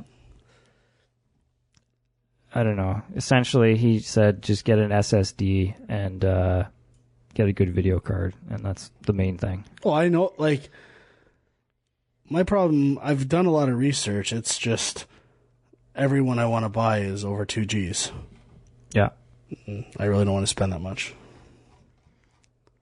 Okay. Blake in Boston says, hi, Dwy Guy, Fondle Fonts, and Andrew. The night prior to the PS4 launch, my wife surprised me in saying we better get to bed early because we're getting a PS4 tomorrow. She even took me to the same Target store that I waited in line for the PS2 when I was in high school. It was and will forever be the most romantic thing she's ever done. Which brings me to my question. Do you have any good console launch memories you'd like to share with us? Your pal, Blake in Boston. Bonus question, what's the most next-gen feature of these new consoles, such as streaming voice commands, controllers, etc.? What gets you off? I think I told this story last time about the Nintendo 64 launch when we went to Walmart and they didn't have them out and my mom snapped on the manager. Oh, Yeah. That's probably my most memorable. Other than that, it usually involved me going to a store like Zeller's that no one else was going to and avoiding all lines completely and getting a console the day it came out. Pretty boring. I miss Zeller's for that. Totally flew under the radar.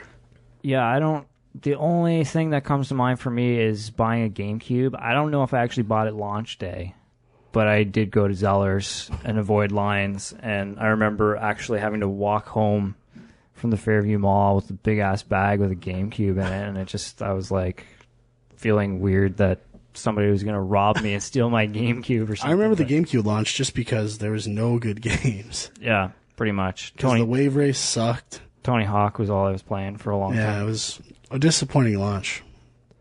I have never bought a console at launch, but actually your story of walking home from the Fairview Mall just kind of reminded me of when we got the 360s at SK, and I was taking the bus to work. I didn't have a car. Oh, yeah? So I had to ride home on the bus with this 360 box on my lap. I was like, this could end very badly, but it didn't. I got home fine. Nice. Next gen features of the new consoles. To me, it is just the slickness of the UI, the system, operating system experience, especially on PS4, and like stuff like the PlayStation Store. No lag, no waiting for load times. That experience is now seamless for me. Yeah, for me, it's just the new DualShock controller, I guess. The fact that there's a touchpad on it and stuff. Like, that's some new stuff that, they'll make use of at some point. And the cool graphics. Well, you know what I'm going to say. Streaming? Using the cloud the for cloud, AI. man. It's the cloud. Which nothing uses. Yeah, no evidence of that it actually is there. I should see it. I did upload my Drivatar. That's different. That's just storage. That's just cloud storage. I'm talking about cloud processing. It's using other Drivatars on my computer. Oh, interesting. All right. Steve Kassan in Scarborough says, hey guys, Merry New Year, as Lionel Joseph from Trading Places would say. I was at a future shop and debated purchasing a console. I still have my PS2, as there are many games I have to finish, such as the first Yakuza, Freedom Fighters, and Psyops. Future Shop is selling off the PS3 God of War Ascension pack with all the games and 50 gigabytes for $2.99.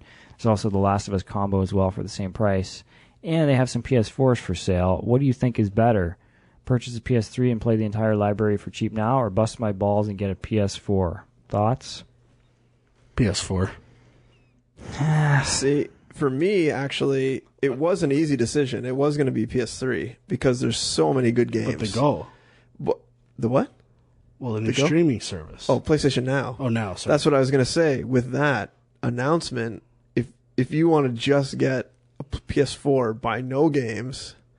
Now, depending on what the structure is of the subscription to that, you could be laughing. You could play your PS2, PS3, PS1 games for potentially very cheap if you have a lot of time. And like if there's some sort of unlimited option that's a reasonable price, you could essentially just power through a ton of games for relatively cheap. And depending on how desperate you are for a system, PlayStation 3, I mean, the NHL 14 bundle was $200 at times around Boxing Day. So that's a pretty good deal too for way more storage, which you're going to want because you're going to get PlayStation Plus and download a ton of free games. I'm still riding my 80 gig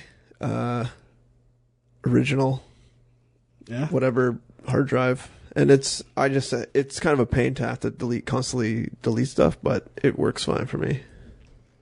Yeah, I mean, it kind of comes down to, like, are you planning for the future, or do you want to just play games right If he's this still second? playing PS2 Yeah, that's he's what probably I'm thinking. fine with a PS. Yeah, Yeah. like that will last you a long time. Yeah, but if he can maybe wait to see what the subscription model will be for PlayStation Now. Like, it sounds like if you have those PS2 games, why don't you wait a little bit, finish those off, see what PlayStation Now actually turns out to be and when it's launching, and then maybe make your decision at that time, because you definitely won't go wrong with a PS3. But if the PlayStation Now turns out to be a really good deal, I would say definitely go PS4 and go that route instead of buying the PS3. And then you don't have all these stupid discs lying around your house. Right, Frank? Stupid libraries. Hard copies. Hard copies, that's the word. You know what? It's interesting you say that. If they got rid of hard copies, what would happen to your precious library? Digital. All digital downloads somehow. Rentals. They I'd do. have to- The library lends ebooks, Yeah. so maybe there's a way they could do. Lending that. It doesn't matter, though. I would just get this PlayStation Now subscription, rent games from there. Mm-hmm. Although it would suck, to tell you the truth, because I've been borrowing a shit ton from the library. That's right. Okay, Brad in Australia says, "Hi guys, a quick one. What's your most anticipated game release of 2014? Thanks. Always look forward to a new show." So we will give you our top 5. Are we Most just going to each do our own?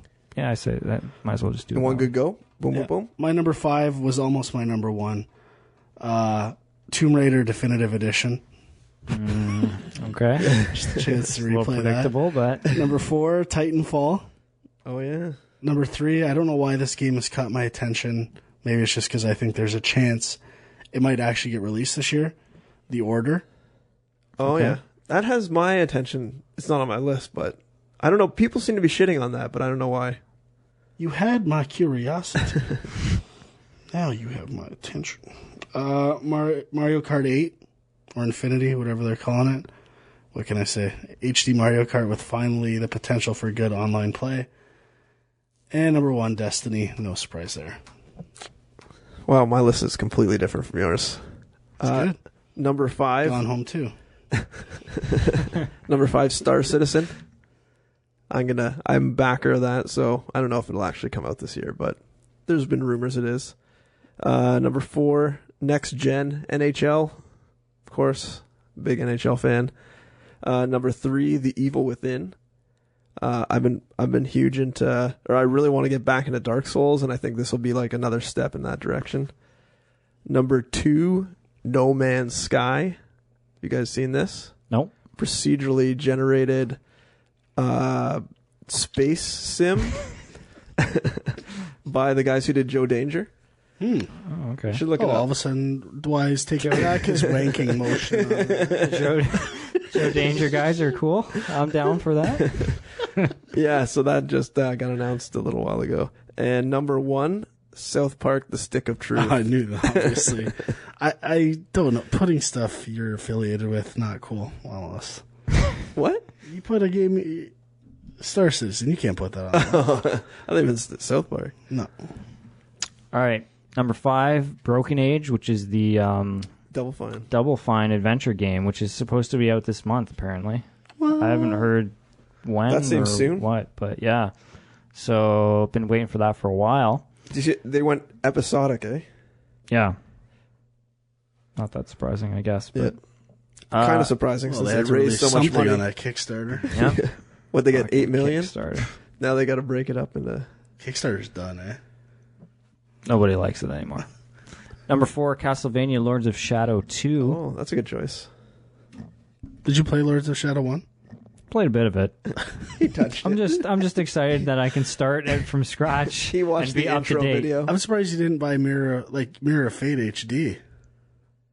Yeah, I'm like halfway through it on the 3DS, so I'll try and just finish it that way. No, you won't. Actually- what are you saying? Well, I actually like that game a lot. I just, it's didn't make my top 10 or anything, but I was going to buy it this week, but there's no platinum trophy for it. It's just like 12 bronze and silver trophies. really? Number 3, Watch Dogs. Oh, yeah. I'm surprised that wasn't on either of your lists, but looking forward to that. Number 2, Destiny. I didn't have Titanfall on my list just because I don't have an Xbox One, but I might pick it up for the 360 if it's. Did you hear the good. news today that it's 6 versus 6 online only? No. Yeah. So smaller teams. Interesting. Mm-hmm. And my number 1 most anticipated of 2014, The Witness. Oh, Jonathan Blow's new game. indie. It is indie. I think you're looking forward to this, though, right? Oh, yeah, for sure.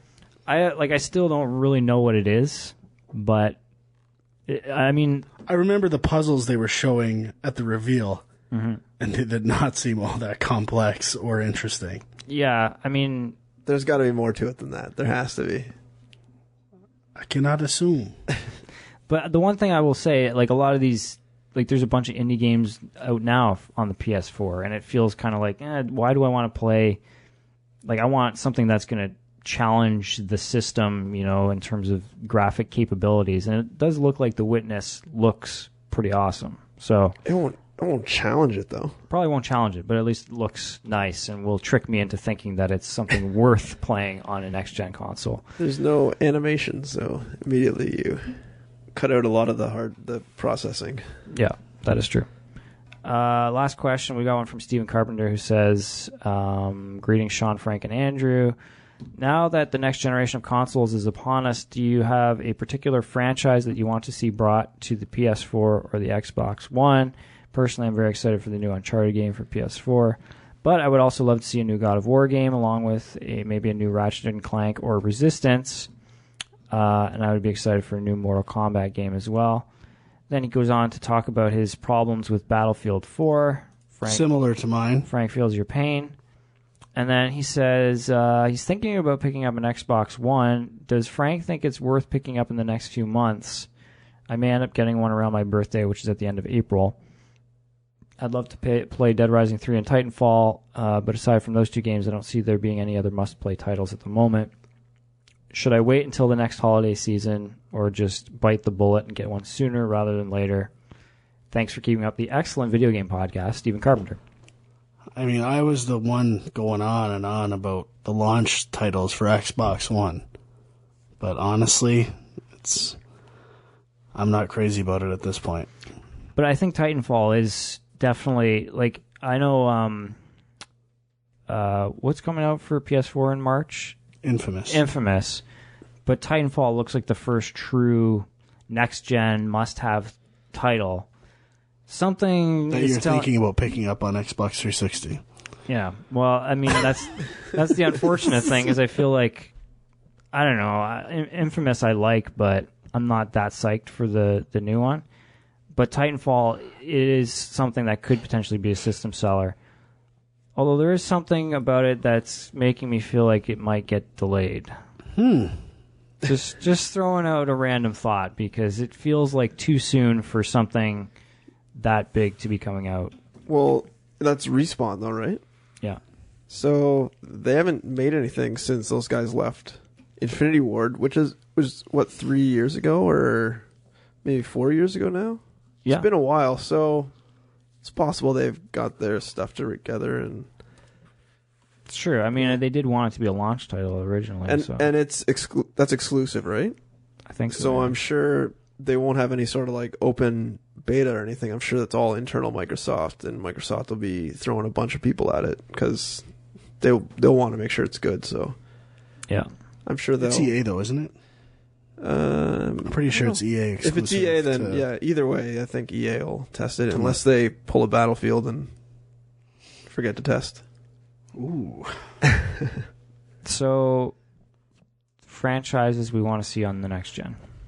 I'm going to say 2 franchises originally started by Naughty Dog that I want to see returns for on PS4, to the point that I think they could be really close to Pixar quality cartoon experiences now. Interactive. Crash Bandicoot and Jak and Daxter. It's been too long. Nice. Okay. I agree with Uncharted, but we all know that's coming already. I'm actually really excited for the next Metal Gear, Phantom Pain, I think. Yeah. I would like to see the next Red Dead. Oh, yeah. And oh, yeah. I actually would like to see another traditional, new IP open world game, something like LA Noire, The Saboteur, kind of on next gen. And then the last one is, you guys are going to rip me for this, but the next Elder Scrolls game. Well, after Skyrim. Aren't they doing Skyrim Online? Yeah. No, but like a single player. Have they announced anything yet or no? No. But I think if they did, Skyrim was a pretty incredible world, and if they have more power to throw at it, I think it'll be pretty interesting. When did this change for you? I don't even know when this happened. I don't even think you played it for there to be a change. I don't know when it happened. When did you get in bed with Bethesda? It happened basically when this question came in. I was like, you know what? Something after, you know what? If they can actually double their power, triple, quadruple their power, maybe they'll get a guy who can actually walk properly in an animation. That's what happened to me. Ooh. Plus, although I don't know, actually, they joined powers with id, but now that my boy's gone, I think that's a ship lost to sea now. Without my boy Carmack. Oh yeah, we forgot to talk about the new Oculus at CES. Yeah. I didn't even see that. That's going to be, well, I don't know if it's that different, but it's just, they say it's more, it's less 1080p, I think. Yeah, and less disorienting for people and stuff. So apparently, when can I buy one? That's all. I don't know. Apparently, the motion sickness, they used to use just the gyros in the helmet, but then they added some sort of motion tracking, and it cut down it significantly. And Carmack's now doing game demos for it. So you better watch out. Little Doom Oculus. I am psyched for Oculus. I don't Doom know VR. when it's going to hit mainstream. It's been the longest cock tease ever. Pretty much. Because it's functional. That's the worst part. It's my cousin's husband is working for a company, and they have an Oculus dev kit. I really want to. You can buy one, I think, for $300 right now. On the Oculus website, or you used to be able to through the Kickstarter. Through the Kickstarter, that's done. You can't get them anymore. I thought they were still available, but maybe not. Maybe you might be able to. I thought I looked. I couldn't find one because I'd buy one tonight. The thing is, what can you do with it? Is there anything you can actually play on it? Yeah. There's a lot of horror game demo things. Horror games. Sorry, horror. Back to a film. WH. No, all the Valve games use it. Oh, the what? Valve. Oh, Valve. Team Fortress uses it. Portal Pretty sure Portal. They all have. There's a few that use it. Yeah. Nice. Back to the question at hand. I agree with Red Dead, and pretty much can guarantee that's going to be announced sometime this year. I'm going to throw out a big one. I'm surprised neither of you guys mentioned Mass Effect. I was thinking about it, but I don't know. I don't know if that. I don't like the direction it took for 2 and 3, so I like a more RPG in my RPG than a shooter. So I still have to play part 3, but if you like 2 though, you like 2 a lot, so you like 3. Yeah, good call, Sean. I can see it. I was actually thinking about throwing Dragon Age in there, but isn't there a new Dragon Age game coming? Inquisition. I really like Dragon Age, the original. I never played 2, but I heard 2 is quite different from 1. Also, kind of the same thing that Mass Effect did. So, I don't know. Sean, how much have you wanted to put that Alien Isolation? How much have I wanted to what? On your most anticipated, that new Alien game. Have you not seen it? No, I've seen it. No. I'm interested, but did you not see my tweet? I saw your tweet. And you understand where I'm coming from on that, right? Yeah, but you think it's going to be good. No, I don't. I don't. I mean, it's intriguing, but I don't believe that it will be good. Until I hear otherwise, I will not be checking it out. Okay, I call bullshit. You're going to be all over that as soon as it comes out. Oh, I bought Alien Colonel Marines. Did you? No. Well, I bought it on Boxing Day for $10 and played with Dax. It is horrible. Yeah. The only Alien game I bought was the one for the DS, which is okay, but I couldn't really get into because of the permanent death element of it.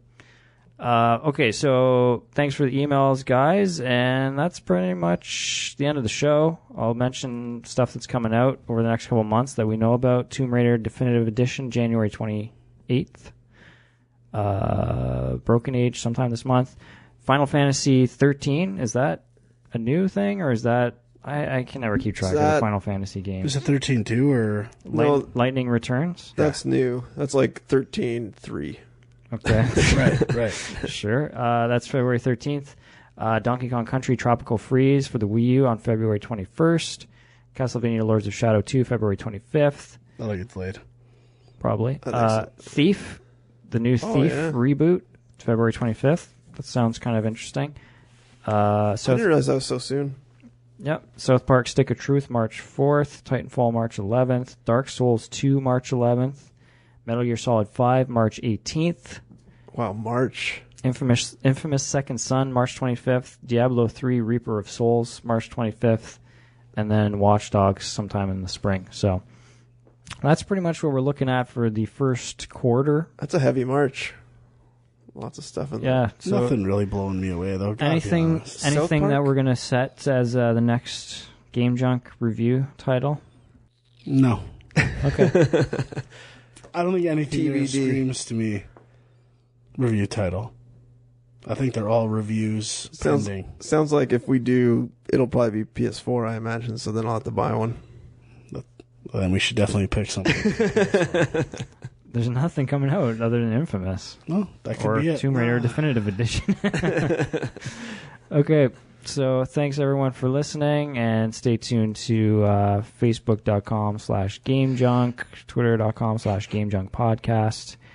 And you can follow us all individually on Twitter, Twitter.com/DirtyFrank with 3 Hours and Dirty, My Angry Commute, and Film Junk. Until next time, we'll see you guys later. Bye-bye.